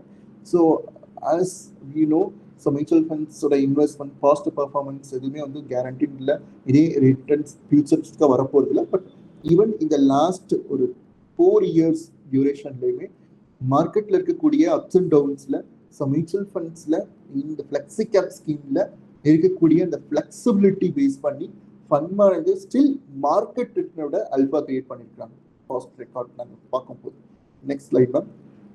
ஸோ ரோலிங் ரிட்டர்ன் பாருங்க, ஆல்ஃபா அப்படின்றது ரொம்ப ரொம்ப இம்பார்ட்டன்ட். ஆல்ஃபா அப்படின்னா என்ன, பெஞ்ச்மார்க்கை விட அதிகமாக எவ்வளோ ரிட்டர்ன் வந்து ஃபண்ட் மேனேஜர் கொடுத்துருக்காங்க அப்படின்றது தான். ஸோ எவ்ரி டைம் மார்க்கெட்டில் வந்து பார்த்தீங்கன்னா so 3 years alpha starting from last வந்து July 2024 அக்டோபர் 2025 வரைக்கும் மார்க்கெட்டில் ஐசிசியோட ஃப்ளெக்ஸி கேப் ரிட்டர்ன்ல இருந்து இந்த ரெட் கலர்ல இருக்கிறது எல்லாமே எக்ஸ்ட்ரா ரிட்டர்ன் பெஞ்ச்மார்க்கை விட அதிகமாக கொடுத்து. ஸோ எவ்ரி 3 இயர்ஸ்ல so flexi cap fund manager வந்து பார்த்தீங்கன்னா ரிட்டர்ன் ஜெனரேட் பண்ணிருக்காங்க. ஸோ எக்ஸஸ் ரிட்டர்ன் ஜெனரேட் பண்ணிருக்காங்க பெஞ்ச்மார்க்கை விட.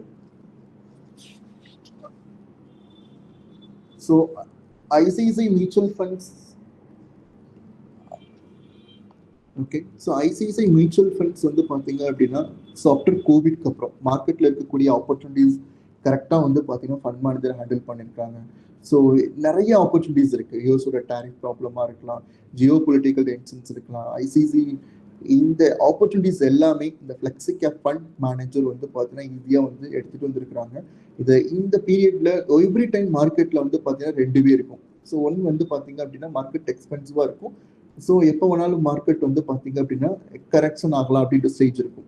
ஸோ இந்த டைமில் லார்ஜ் கேப்பில் ப்ரிடாமினெண்ட்டாக ஃபண்ட் மேனேஜர் ஃபோக்கஸ் பண்ணுவாங்க, ஏன்னா போர்ட்ஃபோலியோ ஸ்டெபிலிட்டிக்காக. செகண்ட் வந்து பார்க்குறப்போ மார்க்கெட்டில் ஒரு நெகட்டிவ் ட்ரிகர், எப்போ வேணாலும் மார்க்கெட் வந்து வாலட்டிலாக இருக்கு, எப்போ வேணாலும் கரெக்ஷன் ஆகலாம் அப்படின்ற ஸ்டேஜை தாண்டி நெகட்டிவ் ட்ரிகர்லாம் கம்ப்ளீட் ஆகி நமக்கு வந்து பார்த்தீங்க அப்படின்னா இங்கே இருந்து அடுத்த லெவலுக்கு ஆப்பர்ச்சுனிட்டிஸ் கிரியேட் ஆகும். ஸோ ஒரு சைக்கிள் வந்து நெகட்டிவ் ட்ரிகர்ல இருந்து பாசிட்டிவ் ட்ரிகராக மாறும் போது ஸோ இந்த டைம்ல நமக்கு என்ன ஆப்பர்ச்சுனிட்டிஸ் இருக்குன்னு பார்த்தீங்க அப்படின்னா ஒரு மிட் கேப் ஸ்மால் கேப்போட அந்த ரிட்டர்னோட ஜேர்னி ஸ்டார்ட் ஆக ஆரம்பிக்கும். ஸோ யூஸ்வலாக வந்து மார்க்கெட் கரெக்ஷன் ஆகுறப்போ மிட் கேப் ஸ்மால் கேப் வந்து ரொம்ப அதிகமாக ஃபால் ஆகும். பட் அதே டைம்ல லார்ஜ் கேப் வந்து பார்த்தீங்கன்னா ஸ்டேபிளாக இருக்கும் நம்ம பார்க்குறோம். பட் இன்னொரு வே மார்க்கெட்ல ரிட்டர்ன் ஸ்டார்ட் பண்றப்போ லார்ஜ் கேப் ஸ்டார்ட் ஆகும், மிட் கேப் ஸ்மால் கேப்பும் ஸ்டார்ட் ஆகும். பட் ஒன்ஸ் பிக்கப் ஆக ஆரம்பிச்சுன்னா மிட் கேப் ஸ்மால் கேப்போட அந்த ரிட்டர்ன் வந்து லார்ஜ் கேப்பை பீட் பண்ணிடும். ஸோ நாங்கள் என்ன ஹைலைட் பண்றோம்னா ஸோ மார்க்கெட்டோட டைரக்ஷன் அப் டவுன் எதுவாக இருந்தாலும் ஒரு ஃப்ளெக்ஸி கேப்ல ஒரு இன்வெஸ்டராக நம்ம இன்வெஸ்ட் பண்ணியிருக்கோம் அப்படின்னா ஸோ ஆல்மோஸ்ட் ஒரு 5 இயர்ஸ் பிளஸ் அந்த ஸ்கீமுக்கு நம்ம ஒரு டியூரேஷன் கொடுத்தோம்னா ஸோ மார்க்கெட்டோட எல்லா சைக்கிள்லையும் அந்த ஃப்ளெக்ஸி கேப் ஃபண்ட் பார்ட்டிசிபேட் ஆயிருக்கும், large cap, mid cap, small cap. So ஸ்டெபிலிட்டிலையும் அந்த போர்ட்ஃபோலியோ இருந்திருக்கும், growth oriented ஆப்பர்ச்சுனிட்டிஸ்லையும் இந்த போர்ட்ஃபோலியோ இருந்திருக்கும். ஸோ அக்ராஸ் டியூரேஷன்ல பார்க்குறப்போ நமக்கு ஆப்பர்ச்சுனிட்டிஸ் அதிகமாக இருக்கு. எப்படி நம்ம கோல்டு வந்து நம்ம இன்வெஸ்ட்மெண்ட் பண்றப்போ லைக் டெய்லி பேசிஸ்ல அதோட சேஞ்சஸ் இருக்கும், ப்ரைஸ் மூவ்மெண்ட்ஸ் இருக்கும். பட் ஒரு 10 இயர்ஸ், ஒரு 15 இயர்ஸ், 20 இயர்ஸ் பார்க்கும் போது நம்மளோட ரிட்டர்ன் வந்து பார்த்தீங்கன்னா கொஞ்சம் வேல்யூவேஷன் அதிகமாக இருக்கிறதுக்கான பாசிபிலிட்டிஸ் இருக்கு. ஸோ அது மாதிரி பட் ஃப்ளெக்ஸி கேப்பை பொறுத்த வரைக்கும் மார்க்கெட்டோட எல்லா சைட்லையுமே ஃபண்ட் மேனேஜரோட இன்வால்மெண்ட் அதிகமாக இருக்கும். ஸோ இது வரைக்கும் வந்து பார்த்தீங்கன்னா லாஸ்ட் 1 இயர்ல ஃப்ளெக்ஸி கேப் அப்படின்ற ஒரு இன்வெஸ்ட்மெண்ட் மட்டும் 25% வந்து பார்த்தீங்கன்னா அதோட இயர் ஆன் இயர் அந்த சேல் க்ரோத் இன்க்ரீஸ் ஆயிருக்கு. ஸோ எல்லா செக்டர்ஸ் நீங்க லார்ஜ் கேப் எடுத்து பார்த்தோம், large and mid cap, multi cap செக்மெண்ட்ஸ்லாம் லெஸ் தென் 25% தான் இருக்கு. பட் பீப்புள் அதிகமாக இன்வெஸ்ட் பண்ணக்கூடிய கரண்ட்லி வெல் டைவர்சிஃபைட் ஃபண்ட் பார்த்தீங்கன்னா ஃப்ளெக்ஸி கேப். அதே மாதிரி இந்தியாவில் இன் ஜென்ரலா நீங்க ஒரு ஃபண்ட்ல ஃபண்ட் மேனேஜர் ரொம்ப ஆக்டிவா இருக்காங்க அப்படின்னா அதுவும் flexi gap. So flexi cap fund manager வந்து நார்மலா இருக்கக்கூடிய எல்லா ஃபண்ட் மேனேஜரோடையும் ரொம்ப ஆக்டிவா இருப்பாங்க மார்க்கெட்ல. ஏன்னா அவங்களோட அந்த ஆப்பர்ச்சுனிட்டிஸ் வந்து அவங்களுக்கு ஜாஸ்தி இருக்கும், large cap, mid cap, small cap. So அதுல இருக்கக்கூடிய கம்பெனிஸ் இந்த மாதிரி வேரியஸ் ஆப்பர்ச்சுனிட்டிஸ் மார்க்கெட்ல இருக்கும். ஸோ நீங்க லைக் ஒரு லார்ஜ் கேப் ஃபண்ட் மேனேஜர் ஒரு 100 கம்பெனிஸ் ஃபாலோ பண்ணாங்கன்னா ஓகே, ஒரு மிட் கேப் ஒரு ஃபண்ட் மேனேஜர் 150 கம்பெனிஸை ட்ராக் பண்ணாங்கன்னா okay, small cap next 250 company. ஒரு ஃப்ளெக்ஸி கேப் கம்பெனிஸ் என்ன ஃபண்ட் மேனேஜர் வந்து பாத்தீங்க அப்படின்னா என்டையர் யூனிவர்ஸ் அவங்க கிட்ட இருக்கு. ஸோ அதுல பெஸ்ட் கம்பெனிஸ் அவங்க செலக்ட் பண்ணி இன்வெஸ்ட்மெண்ட் அந்த போர்ட்ஃபோலியோ பில்ட் பண்ணணும், அந்த வெல்த் கிரியேட் பண்ணி இன்வெஸ்டருக்கு கொடுக்கணும் அப்படின்னா ஹைலி அந்த போர்ட்ஃபோலியோ ஆக்டிவா இருக்கும். ஸோ அந்த ஃபண்ட் மேனேஜர் ரொம்ப வெல் சூப்பர்வா பண்ணிட்டு இருக்காங்க. ஸோ நம்ம நெக்ஸ்ட் ஸ்லைட். ஸோ ஐசிசியோட ஜஸ்ட் சம்மப் பண்றோம். So bottom up stock picking நாங்கள் பண்றோம். ஸோ ஐசிசி மியூச்சுவல் ஃபண்டோட ஃப்ளெக்ஸி கேப் வந்து அக்ராஸ் மார்க்கெட் கேப்ல மார்க்கெட் சைக்கிள் அண்ட் ஆப்பர்ச்சுனிட்டிஸ் தகுந்த மாதிரி ஃபண்ட் மேனேஜர் வந்து பார்த்தீங்கன்னா ஃப்ளெக்சிபிளா அந்த போர்ட்ஃபோலியோ ரன் பண்றாங்க, ரிஸ்க்குமே டைவர்சிஃபிகேஷன் ஆயிடுது. ஸோ எண்ட் ஆஃப் த டே நமக்கு வந்து ஒரு 5 years எபோ நம்ம டியூரேஷன் கொடுத்து இந்த ஸ்கீம்ல வெயிட் பண்றோம் அப்படின்னா இன் டர்ம்ஸ் ஆஃப் எஸ்ஐபியா இருக்கலாம், இன் டர்ம்ஸ் ஆஃப் லம்சமா இருக்கலாம், எல்லா கேட்டகரிக்குமே இந்த ஃபண்ட் வந்து பார்த்தீங்கன்னா ஆப்டா இருக்கும். So next slide. ஆப்வியஸா ஃப்ளெக்ஸி கேப் அப்படின்றது வந்து ஒரு open ended equity fund. So இந்த ஸ்கீம் வந்து பார்த்தீங்க அப்படின்னா 4 yearsக்கு முன்னாடி ஜூலை 17, 2021 லான்ச் பண்ணது. ஸோ இந்த ஸ்கீம்ல இன்வெஸ்ட்மெண்ட் பண்ணா மினிமம் இன்வெஸ்ட்மெண்ட் 5,000 rupeesல இருந்து ஸ்டார்ட் பண்ணலாம். அடிஷனல் பர்ச்சேஸ் நம்ம 1,000 rupeesல இருந்து பண்ணிக்கலாம். இன்கேஸ் எஸ்ஐபியா நீங்க ஸ்டார்ட் பண்ணா 1,000 rupeesல இருந்து நீங்க எஸ்ஐபி பண்ணிக்கலாம். So exit load 12 months. In case நீங்க வித்ட்ரா பண்றீங்க less than 12 months அப்படின்னா 1% எக்ஸிட் லோட் இருக்கும். ஆஃப்டர் 12 months அப்படின்னா எக்ஸிட் லோட் இல்லை. Fund manager Rajat Chandak. So இவர் வந்து பார்த்தீங்கன்னா growth creates value அப்படின்னு ரொம்ப ரொம்ப அக்ரெசிவா அதுல ஸ்ட்ராங்கான கான்ஃபிடன்ஸ் இருக்கக்கூடிய ஒரு person. So growth oriented stock pick பண்றதுலையும் ஸோ ஒரு கான்ட்ராரியன் ஆப்பர்ச்சுனிட்டிஸ் ஐடென்டிஃபை பண்ணி அதுல அந்த ஏர்லி ஸ்டேஜ்ல என்ட்ரி ஆகுறது he is very very expert. So இது வரைக்கும் வந்து பாத்தீங்கன்னா இந்த ஃப்ளெக்ஸி கேப் 4 yearsல லாஸ்ட் ஒரு 1 yearல கூட மார்க்கெட் நிறைய அப்ஸ் அண்ட் டவுன்ஸ் ஃபேஸ் பண்ணி வந்திருக்கு. பட் இந்த டைம்லயும் வந்து லாஸ்ட் 1 year ரிட்டர்ன் 11% இந்த ஸ்கீம்ல இருந்திருக்கு. ஸோ அந்த அளவுக்கு வந்து ஸ்கீமோட அந்த ஜேர்னி வந்து ரொம்ப ஸ்மூத்தா, ரொம்ப ஃபிளெக்சிபிளா மார்க்கெட்ல கூடிய எல்லா ஆப்பர்ச்சுனிட்டியும் கேப்சர் பண்ற மாதிரி இருக்கு. ரொம்ப சிம்பிளா சொல்றேன் ஃப்ளெக்ஸி கேப் பத்தி அப்படின்னா, நம்ம இப்போ ஃபார் எக்ஸாம்பிள் இப்போ மதுரை லொகேஷன்ல இருந்து இன்கேஸ் நம்ம ஒரு ஹில் ஸ்டேஷன் லைக் ஒரு கொடைக்கானல் நம்ம டிராவல் பண்றோம் அப்படின்னா, ஸோ இந்த இடத்துல நம்ம டிராவல் பண்ணும் போது எல்லாரோட மைண்ட் செட்ல என்ன நம்ம ஃபீல் பண்ணோம் அப்படின்னா நல்ல டிரைவர் இருக்கணும், நம்பர் 1 கண்டிஷன். செகண்ட் வந்து பாத்தீங்கன்னா நல்ல வெஹிக்கிள் இருக்கணும். ஸோ அதுதான் நம்ம திங்க் பண்ணுவோம். நமக்கு டிரைவிங் தெரியணும் அப்படின்னு நம்ம யோசிக்க மாட்டோம். Maybe that is different, personal drive பண்ணி போறவங்க. பட் மியூச்சுவல் ஃபண்ட்ஸ்ல இன்வெஸ்ட் பண்றது அதே மாதிரி தான். ஸோ லைக் ஒரு நல்ல டிரைவர் அப்படின்னா மியூச்சுவல் ஃபண்ட்ஸ். ஒரு கம்ஃபர்டபுளா நீங்க வந்து அந்த ஒரு வெஹிக்கிள் இருக்கணும், புஷ்அப் சீட்ஸ்ல இருந்து எல்லாமே ஒரு ரிஸ்க்ல இருந்து எல்லாத்துலயும் வந்து பாத்தீங்கன்னா ஒரு ஏர் பேக்ல இருந்து, ஸோ எவ்ரி திங் ரொம்ப சேஃப்டியாவும் ஒரு கன்வீனியன்ட்டாவும் ஒரு ஃபிளெக்சிபிளாவும் இருக்கணும் அப்படின்ற ஒரு வெஹிக்கிள் நம்ம செலக்ட் பண்றோம் அப்படின்னா ஸோ இங்க மியூச்சுவல் ஃபண்ட்ஸ்ல பாக்குறப்போ அது ஃப்ளெக்ஸி கேப் பண்ற மாதிரி. ஸோ உங்க டெஸ்டினேஷன் நீங்க தெரிஞ்சது எவ்வளவு இயர்ஸ் நீங்க வெயிட் பண்ண போறீங்க அப்படின்னு தெரிஞ்சது எவ்வளவு 5 years தான் நீங்க தாராளமா ஃப்ளெக்ஸி கேப் ஃபண்ட உங்க டெஸ்டினேஷனுக்கு எடுத்துட்டு போறதுக்கு நீங்க செலக்ட் பண்ணிக்கலாம். ஸோ யாருக்காவது ஃப்ளெக்ஸி கேப் ஃபண்டை பொறுத்து ஏதாவது சந்தேகங்கள் இருக்கு அப்படின்னா, ஏதாவது டவுட் இருக்கு அப்படின்னா நீங்க தாராளமா கொஸ்டின் ரைஸ் பண்ணலாம்.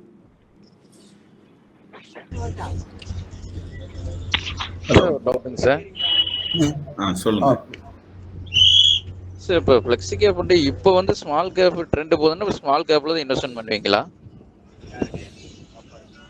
கண்டிப்பா சார். பேஸ்ட் ஆன் ஆப்பர்ச்சுனிட்டி தகுந்த மாதிரி நம்ம ஃபண்ட் லெவல்ல அந்த மார்க்கெட் கேபிடலைசேஷன் நம்ம செலக்ட் பண்ணுவோம் சார். ஸோ ஃபர்ஸ்ட் நாங்கள் வந்து small cap, mid gap, large cap பார்க்கறதுக்கு முன்னாடி நாங்கள் என்ன ஒரு ஃபண்ட் மேனேஜரா என்ன வியூ பண்ணுவாங்கன்னா, மார்க்கெட்ல நம்ம பேசுன மாதிரி பாட்டம் அப் ஸ்டாக்ஸ் பிக்கிங், ஒரு கம்பெனியோட ஃபண்டமெண்டல் எப்படி இருக்கு, ஸோ கரண்டியோட வேல்யூவேஷன் எப்படி இருக்கு, ஸோ அது டிசைன் பண்ணி வரப்போ அது லார்ஜ் கேப்ல இருக்கலாம், மிட் கேப்ல இருக்கலாம், ஸ்மால் கேப்ல இருக்கலாம், அந்த கம்பெனியோட பொசிஷன். ஸோ அதுக்கு தகுந்த மாதிரி போர்ட்ஃபோலியோ டிசைன் பண்ணுவோம் சார். ஆப்வியஸா ஸ்மால் கேப்ல என்டையர் கம்பெனிஸோட வேல்யூவேஷன் இப்போ கரண்ட்லி அட்ராக்டிவா இருக்கு அப்படின்னா, ஸோ நம்ம போர்ட்ஃபோலியோ டுவர்ட்ஸ் அந்த ஸ்மால் கேப்ல இன்க்ரீஸ் பண்ணுறதுக்கான பாசிபிலிட்டி ஜாஸ்தி இருக்கும். ஸோ ரெஸ்ட்ரிக்ஷன்ஸ் எதுவும் இல்லை, large cap, mid cap, small கேப்ல இவ்வளோ ஹோல்ட் பண்ணணும். பட் ஃபிளெக்சிபிலிட்டிஸ் இருக்கிறதுனால தான் நமக்கு இந்த ஆப்பர்ச்சுனிட்டிஸ் வந்து எனி மார்க்கெட் கண்டிஷன்ல இந்த மார்க்கெட் கேபிடலைசேஷனை நம்ம கரெக்டாக எடுத்துட்டு போறோம். சரி, இப்போ அதோட NAV எவ்வளோ இருக்குங்க சார் ரேட்டு? அரௌண்ட் 20.9 கிட்ட இருக்கு. அப்ராக்சிமேட்லி 20ன்னு வச்சுக்கோங்களேன். ஏன்னா இந்த ஃபண்ட் ரிலீஸ் ஆகி ஒரு 4 வருஷம் தான் ஆகுது. 4 வருஷம் கம்மி தான் சார். எக்ஸாம்பிளுக்கு நான் HDFC ஃப்ளெக்ஸி பேக்கப் வந்து 1995ல ஸ்டார்ட் பண்ணியிருக்காங்க, ஓகேங்களா? அது பாத்தீங்கன்னா 10 ரூபாய்க்கு இருந்து இன்னைக்கு 2000 ரூபாய் இருக்குதுங்க சார் NAV யூனிட். சரி, ஓகே. இல்ல அதே மாதிரி இது வளர்ச்சி ஆகுமா 30 வருஷத்துல? அந்த மாதிரி எனக்கு கேள்வியா தான் இருக்கு. அதாவது ஒரு போர்ட்ஃபோலியோட NAV வந்து பாத்தீங்கன்னா நம்ம எப்படி இதை நாங்க மெஷர்மென்ட் பண்றோம்னா, அந்த போர்ட்ஃபோலியோ அந்த பர்டிகுலர் கம்பெனிஸ் கொடுக்கக்கூடிய ரிட்டர்ன் வச்சு எவ்வளவு கெயினா இருக்கு. 10 ரூபி இருக்கக்கூடிய அந்த போர்ட்ஃபோலியோ இன்கேஸ் 10% இன்க்ரீஸ் ஆயிருக்கு அப்படின்னா 11 rupees இருக்கும். இப்போ நீங்க சொல்ற 20,000 இருக்கக்கூடிய போர்ட்ஃபோலியோ 10 ரூபி இன்க்ரீஸ் 10% இன்க்ரீஸ் ஆயிருக்கு அப்படின்னா 200 rupees இன்க்ரீஸ் ஆயிருக்கும். பட் எண்ட் ஆஃப் த டே ரெண்டு போர்ட்ஃபோலியோட ரிட்டர்ன் பேஸ் பண்ணி தான் அந்த NAV மெஷர்மெண்ட்டுக்காக நம்ம எடுத்துக்கிறோம். பட் ஆப்வியஸா நீங்க சொல்ற மாதிரி லாங் டேர்ம் நீங்க இங்க சஸ்டைன் ஆகுறீங்க அப்படின்னா அதே மாதிரியும் இல்லை அதை விட அதிகமாகும். ஸோ அதை விட எதுவுமே கேரண்டட் கிடையாது மியூச்சுவல் ஃபண்டை பொறுத்த வரைக்கும். பட் லாங் ரன் நீங்க கொடுக்குறப்போ அதுக்குள்ள பாசிபிலிட்டிஸ் வந்து பாத்தீங்க அப்படின்னா அதிகமாக இருக்கிறதுக்கு வாய்ப்புகள் இருக்கு.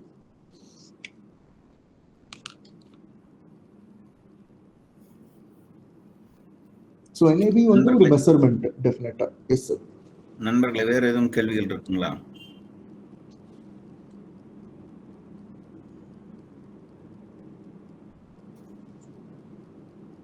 இல்லை சார், ஒரு டவுட் இருக்கு சார். சொல்லுங்க சார். என் பேர் யுவராஜ், உங்கள் கிளைண்ட் தான். இந்த பெரும்பாலும் AMC வந்து இந்த ஃப்ளெக்ஸி கேப், இந்த மல்டி அசட் அலோகேஷன் ஃபண்டு இதெல்லாம் ETF-ல கொண்டு வர மாட்டாங்க. ஸோ இது ICICI வந்து ஃபியூச்சரில் கொண்டு வர வாய்ப்பு இருக்கா இந்த ஃப்ளெக்ஸி கேப் ஃபண்டை ETF-ல? சார், நீங்களே வந்து ஃப்ளெக்ஸி கேப் அப்படின்னு இருக்கனால நம்ம வந்து பார்த்தீங்க அப்படின்னா பாசிவ் ஃபண்ட் எல்லாமே ஈஸியாக வந்து நம்மளால ETF-ல கொண்டு வர முடியும் சார். என்ன ரீசன்னா அந்த பாசிவ் ஃபண்ட்ல அந்த லைக் ஒரு இண்டெக்ஸோட வெயிட்டேஜ் என்ன இருக்கோ மிரர் மாதிரி நம்ம ரெப்ளிகேட் பண்ணுவோம். ஸோ அதனால நமக்கு வந்து ப்ராப்ளம் இருக்காது. பட் ஃப்ளெக்ஸி கேப் அப்படின்றப்போ நமக்கு ஃப்ளெக்சிபிலிட்டிஸ் அங்கே ஜாஸ்தி இருக்கும் சார். ஒரு நாள் மார்க்கெட்ல ஒரு ஸ்டாக் வந்து ரொம்ப அதிகமாக கம்மியாகுதுன்னா அதை நம்ம வந்து செல் பண்ணி அந்த டூரிங் த டேல தான் நமக்கு போர்ட்ஃபோலியோ ரீஅரேஞ்ச்மெண்ட் பண்ணுவோம். அப்படி இருக்கிறப்போ வந்து பாத்தீங்கன்னா நமக்கு அந்த ரியல் டைம் NAV-ல கொண்டு வரது வந்து பாத்தீங்கன்னா அவ்வளவு எளிதானது இல்லைன்னு நினைக்கிறேன் சார். பாசிவ் ஃபண்ட்ல easy sir. So any client withdraw பண்ணாலும் இது பண்ணாலும் ஜஸ்ட் ஒரு அல்காரிதம் தான். ஒரு 50 கம்பெனிஸ் இருக்குன்னா 50 கம்பெனிஸோட வெயிட்டேஜ் கொடுத்து நம்ம என்ட்ரி பண்ணலாம். பட் ஒரு ஃப்ளெக்ஸி கேப் ஸ்டைல்ல மார்க்கெட்ல ஒரு ஆக்டிவ் ஃபண்ட்ஸ்ல டூரிங் த மார்க்கெட் பீரியட்ல தான் அவங்க வந்து அந்த சேஞ்சஸே பண்ணுவாங்க. ஃபண்ட் மேனேஜர் ஒரு ஸ்டாக்ல அதிகமாக இன்வெஸ்ட் பண்ணலாம், மார்க்கெட் கரெக்ஷன்ல இருக்கிறப்போ ஸ்டாக் செல்லிங் பண்ணலாம். So everything during the market பீரியட்ல தான் நடக்கும். ஸோ அதனால தான் அந்த ETF-ல மோஸ்ட்லி வந்துட்டு ஆக்டிவ் ஃபண்ட்ஸ் இருக்கிறது இல்லை sir. Sir, second question sir. Yes sir. இப்போ புதுசாக IPO-ல வந்து லிஸ்ட் ஆகிற ஸ்டார்ட் அப் கம்பெனி வந்து லாஸ் மேக்கிங் பண்ணிக்கிட்டு இருக்காங்க. ஸோ அந்த மாதிரி கம்பெனியில் நீங்கள் இன்வெஸ்ட் பண்ணுவீங்களா? கான்ட்ரா பெட் மாதிரி ஃப்ளெக்ஸி கேப். ஸோ லைக் இப்போ லேட்டஸ்டா நிறைய IPOs வந்துருக்கு சார். எங்களோட பெரிய கன்சர்னே வந்து பார்த்தீங்கன்னா இப்போ நிறைய IPOs மார்க்கெட்ல வருது தான். ஸோ அந்த மாதிரி IPOs வரும்போது நாங்கள் என்ன ஹைலைட் பண்றோம்னா அந்த கம்பெனிஸோட ஸ்டடீஸ் நாங்கள் எல்லாமே இப்போ நம்ம பேசுன மாதிரி நாங்கள் இந்த ஒரு ஸ்டாக்கை பிக் பண்ணுறதுக்கு முன்னாடி நம்ம என்னெல்லாம் செக் பண்ணுவோம் அதெல்லாம் செக் பண்ணுவோம் சார். அந்த மாதிரி கம்பெனிஸ் தான் நான் செலக்ட் பண்ணுவோம் சார். இப்போ ரீசெண்டாக நிறைய ஐபிஓஸ் வந்திருக்கு, பட் எல்லா கம்பெனிஸுமே நம்ம எடுக்கல சார். செலக்டிவா சில கம்பெனிஸ் எல்ஜி நம்ம எடுத்திருப்போம். ஸோ இந்த மாதிரி செலக்டிவ் கம்பெனிஸ் ஐபிஓ மட்டும் தான் நம்ம எடுத்திருப்போம் சார். எல்லா கம்பெனிஸ் ஐபிஓ ஜஸ்ட் லைக் நம்ம இன்வெஸ்ட்மெண்ட் பண்ண மாட்டோம். அது மெயின் லைன் தான் மேக்ஸிமம் ப்ரியாரிட்டி இருக்கும். எஸ்எம்இல மோஸ்ட்லி வந்து ரேர் தான் சார்.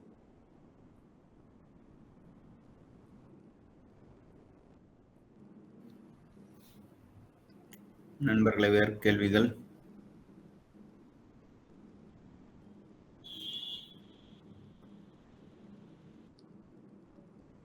சார் ஃபிக்ஸ்டா அந்த கம்பெனில பண்ணுவீங்களா இல்ல புது கம்பெனில பண்ணுவீங்களாங்க சார்?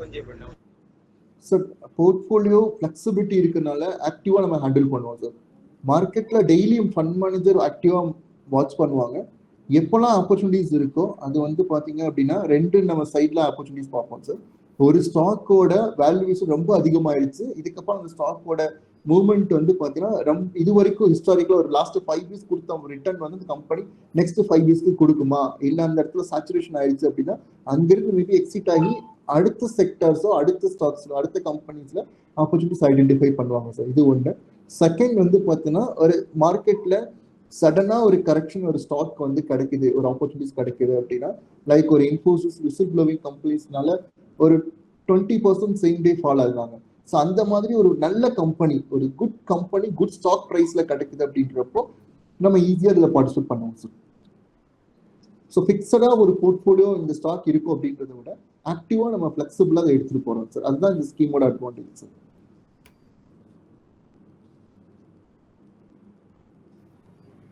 ஓகே, நிகழ்ச்சி ரொம்ப சிறப்பாக போச்சு. நிச்சயமாக உங்களோட சந்தேகங்களுக்கெல்லாம் கார்த்திக் சார் புரிகிற விதத்தில் எக்ஸ்பிளைன் பண்ணியிருப்பாருன்றது நம்புகிறேன். கடைசியாக ஒரு கேள்வி யாருக்காவது இருக்குங்களா?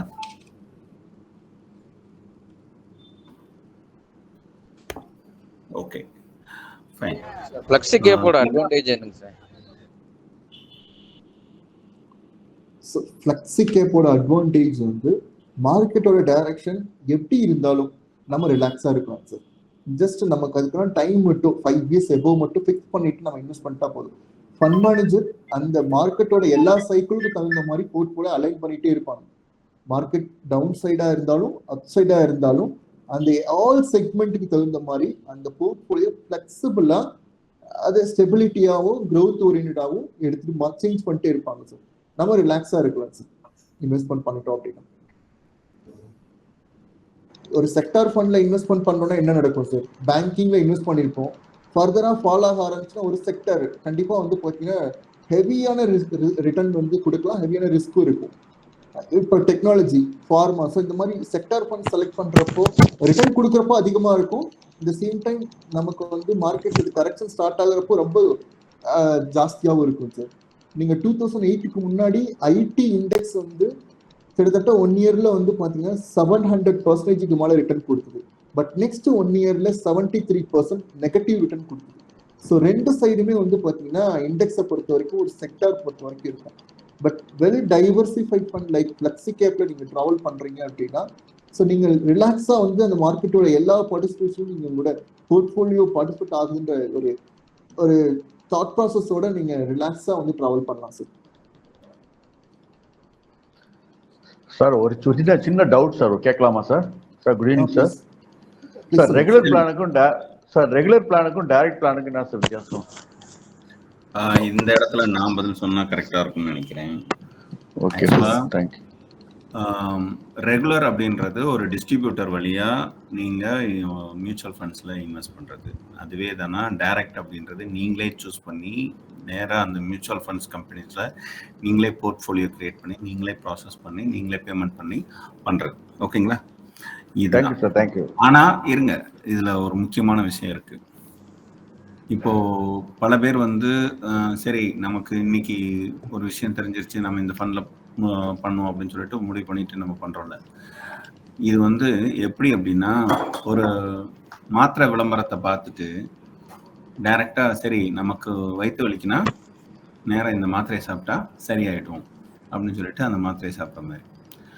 உண்மையிலேயே நமக்கு உடம்புக்கு முடியல அப்படின்னா டைரக்டா போய் ஒரு மெடிக்கல்ல மாத்திரை வாங்கி சாப்பிட்றது நல்லதா, அல்லது ஒரு டாக்டரோட கன்சல்டேஷன்ஸ் வழியா நம்ம மாத்திரை வாங்கி சாப்பிட்றது நல்லதா அப்படின்னு யோசிங்க. சின்ன பிரச்சனைனா ஓகே, நம்ம வந்து வாங்கிக்கலாம். ஆனால் ஒரு வயசுக்கு அப்புறம் ஒரு லாங் ரன்னுக்கு நம்ம யோசிக்கணும் அப்படின்னா அந்த இடத்துல வந்து ஒரு ப்ரொஃபஷனல் வழியாக போகிறது தான் சரியாக இருக்கும். இதை இன்னொரு எக்ஸாம்பிளோட நான் சொல்கிறேன்.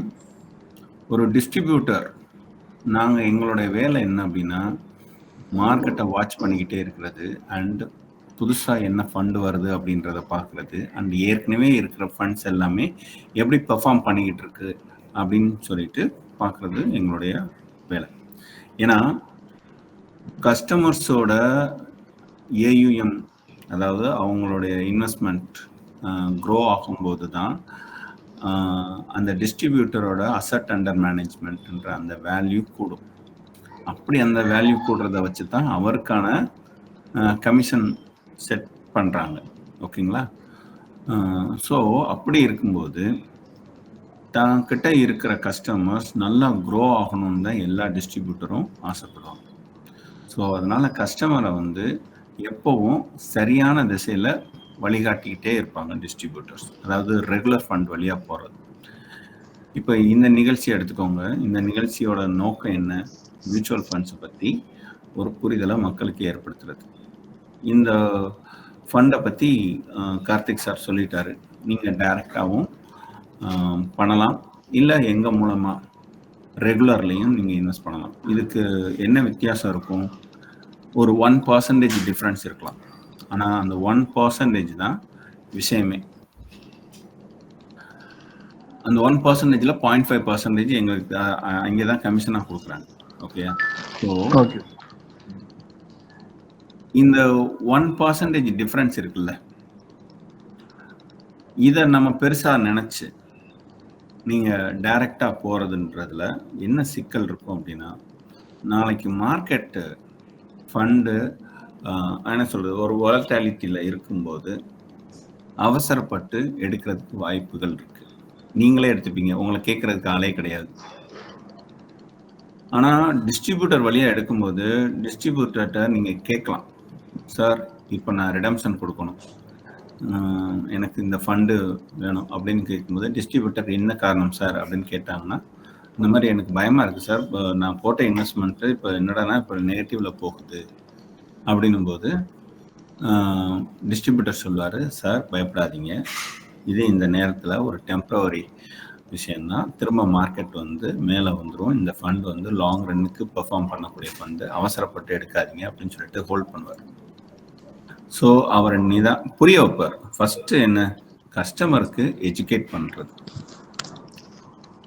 ஸோ அதை புரிய வச்சு அவரை ஹோல்ட் பண்ணி எந்த நேரத்தில் வெளியில் வரணும், அது எப்படி வெளியில் வரணும் அப்படின்னு சொல்லுவார். சார் நீங்கள் இந்த ஃபண்டை எதுக்காக எடுக்கிறீங்க? ஒரு கல்யாணத்துக்கு எடுக்கிறீங்களா? லம்சமாக எடுத்துக்கோங்க.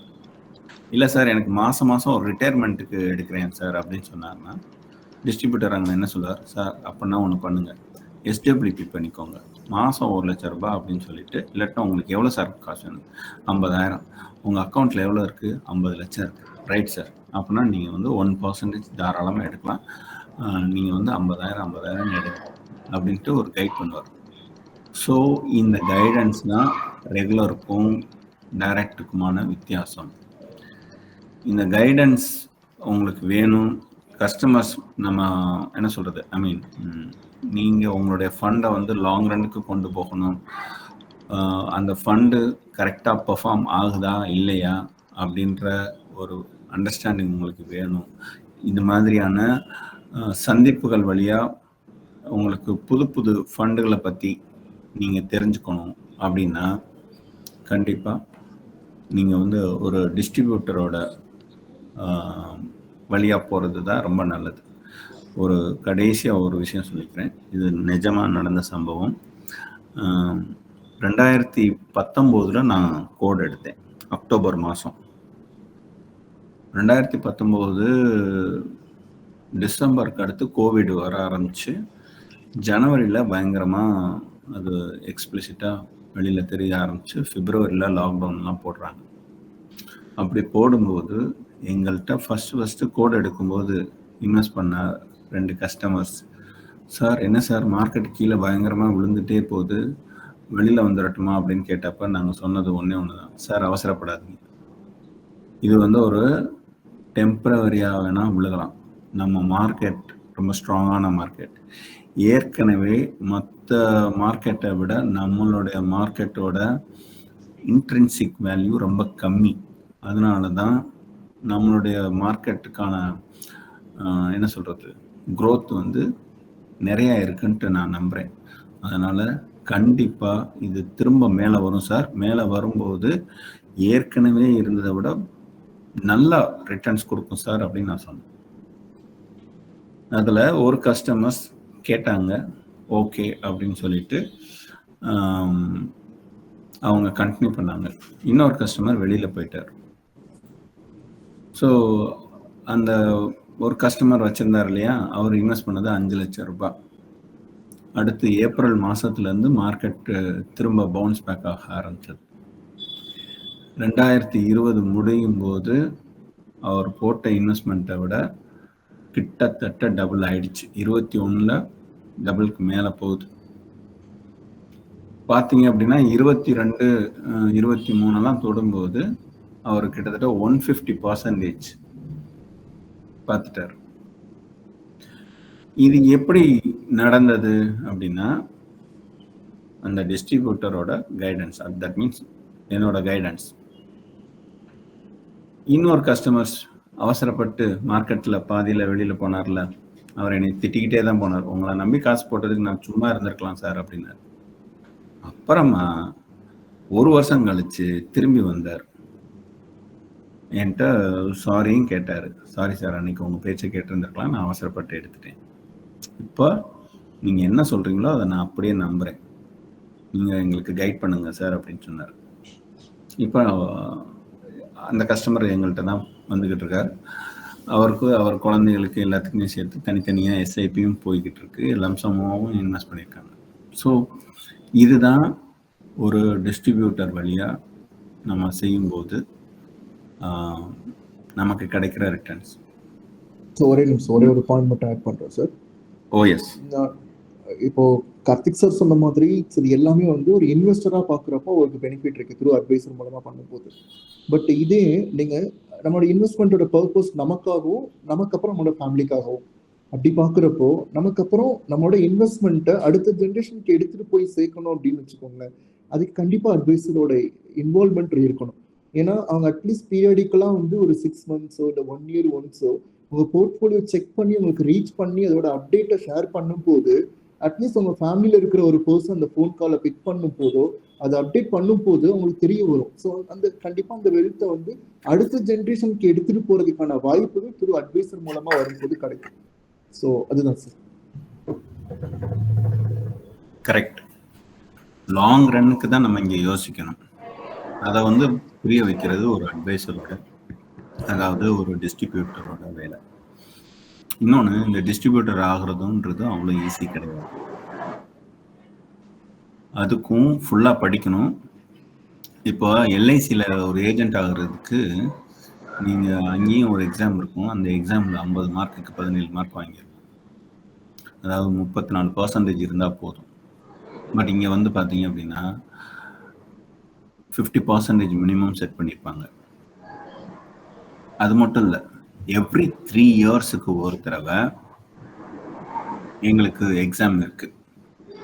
அந்த எக்ஸாமை நாங்கள் பாஸ் பண்ணால் தான் எங்களுடைய கோடு ரினிவல் ஆகும். ஏன் எவ்ரி 3 இயர்ஸுக்கு ஒரு தடவை பண்ணுறாங்க அப்படின்னா, மார்க்கெட் மாறிக்கிட்டே இருக்குது. எவ்ரி 3 இயர்ஸுக்கு ஒரு தடவை புதுசாக ப்ராடக்ட் வந்துக்கிட்டே இருக்கு. சார், ஒரு 2 இயர்ஸுக்கு முன்னாடி ஆர்டிஃபிஷியல் இன்டெலிஜென்ஸோட டூல்ஸ் நம்ம கேட்டிருப்போமா? சாட் ஜிபிடி பற்றி நமக்கு தெரியுமா? 1.5 இயர்ஸாக தான் அதிகமாக பேசுகிறோம் இல்லையா? ஆனால் இந்த 1.5 இயர்ஸில் ஏஐ யூஸ் பண்ணி இங்கே இண்டஸ்ட்ரி நிறைய சேஞ்ச் ஆயிருக்கு. இதுக்குன்னே ஒரு புதுசாக ஒரு ஃபண்டே வந்துருச்சு, இன்னோவேஷன் ஃபண்டு அப்படின்னு சொல்லிட்டு. இது வரைக்கும் நமக்கு என்ன தெரியும், டெக்னாலஜி ஃபண்டுன்னு ஒன்று இருக்கும்.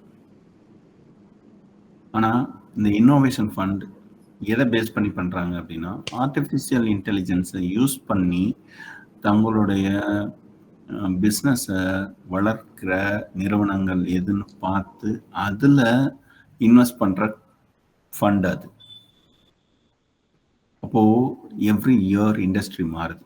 அதே மாதிரி ஒரு வருஷம் ஒரு செக்டார் நல்ல பர்ஃபார்மன்ஸ் கொடுக்கும், ஒரு செக்டார் வந்து ஆவரேஜான பர்ஃபார்மன்ஸ் கொடுக்கும். அதை ஒரு டிஸ்ட்ரிபியூட்டர் பார்த்துக்கிட்டே இருப்போம். எங்களுக்கு ஒரு கம்யூனிட்டி இருக்குது, டிஸ்ட்ரிபியூட்டர் கம்யூனிட்டி இருக்குது. அதில் வந்து ஒரு டிஸ்கஷன் நடந்துக்கிட்டே இருக்கும். அந்த டிஸ்கஷனில் வந்து இப்போது எந்த ஃபண்டு நல்லா க்ரோ ஆக போகுது, அடுத்து எந்த ஃபண்டு நல்லா க்ரோ ஆக போகுது, அடுத்து எந்த இண்டஸ்ட்ரி நல்லா வரப்போகுது, இப்படின்னு பேசிக்கிட்டே இருப்போம். சார், ஒரு 1.5 இயர்ஸ்க்கு முன்னாடி பிஎஸ்சி ஃபண்டு பார்த்தீங்க அப்படின்னா 90% ரிட்டர்ன்ஸ் கொடுத்துச்சு. சரி, 90% ரிட்டர்ன்ஸ் கொடுக்குதுன்னு சொல்லிட்டு அந்த ஃபண்டை வந்து ரெக்கமெண்ட் பண்ணியிருந்தோம் அப்படின்னா இன்னைக்கு நாங்கள் மாட்டியிருந்துருப்போம். ஏன் அப்படின்னா, அப்போ ரிட்டர்ன்ஸ் கொடுத்த அந்த ஃபண்டு இப்போ வந்து ரிட்டர்ன்ஸ் கொடுக்கல, ஆவரேஜான ரிட்டர்ன்ஸ் தான் கொடுத்துக்கிட்டு இருக்கு. சரி, இந்த ஃபண்டு இப்படியே இருந்துருமான்னு கேட்டால் இல்லை. ஒரு 2 வருஷம் கழிச்சு திரும்ப இது வந்து மேலே வரும். அதே மாதிரி எனர்ஜி செக்டார்ஸுக்கு புதுசாக ஒரு வேகம் வந்தது. இதுக்கு நடுவில் டெஃபென்ஸ் இண்டஸ்ட்ரி ஒன்று வந்தது. டெஃபென்ஸ் எல்லாம் பார்த்தீங்க அப்படின்னா மொத்தமே ஒரு 10 கம்பெனிக்கு உள்ளதான் இருக்கும். அதுக்கு ஒரு ஃபண்டு கொண்டு வந்தாங்க. அந்த ஃபண்டு பார்த்தீங்க அப்படின்னா நல்லா பெர்ஃபார்ம் பண்ணுச்சு.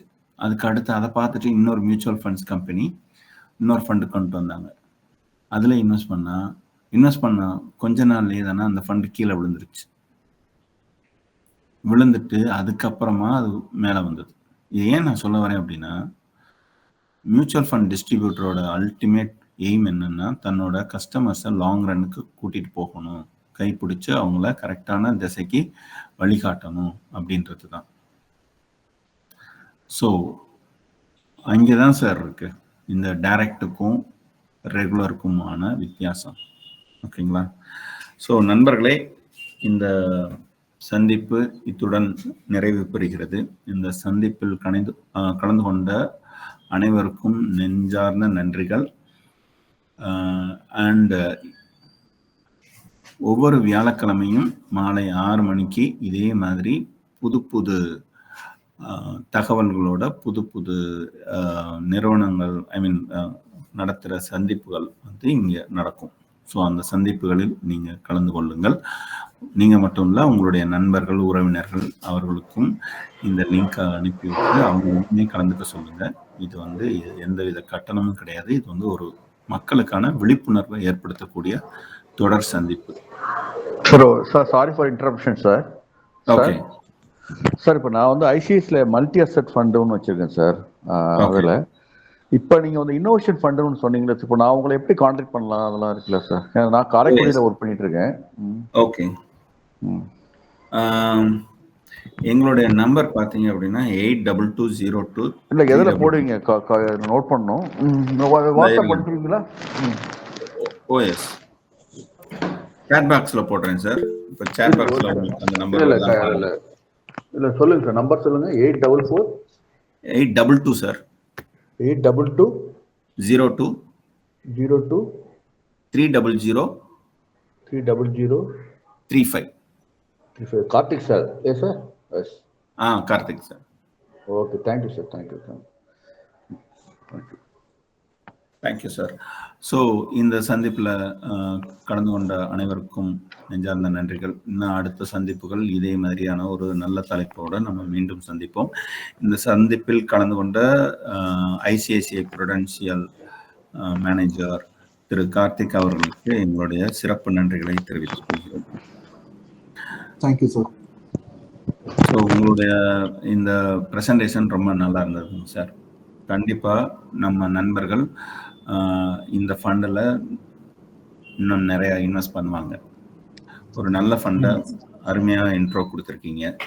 கண்டிப்பாக இதுக்கு ஒரு நல்ல பலன் நமக்கு இருக்கும். Thank you sir. நன்றி நண்பர்களே. நம்ம அடுத்த சந்திப்பில் சந்திப்போம். நன்றி.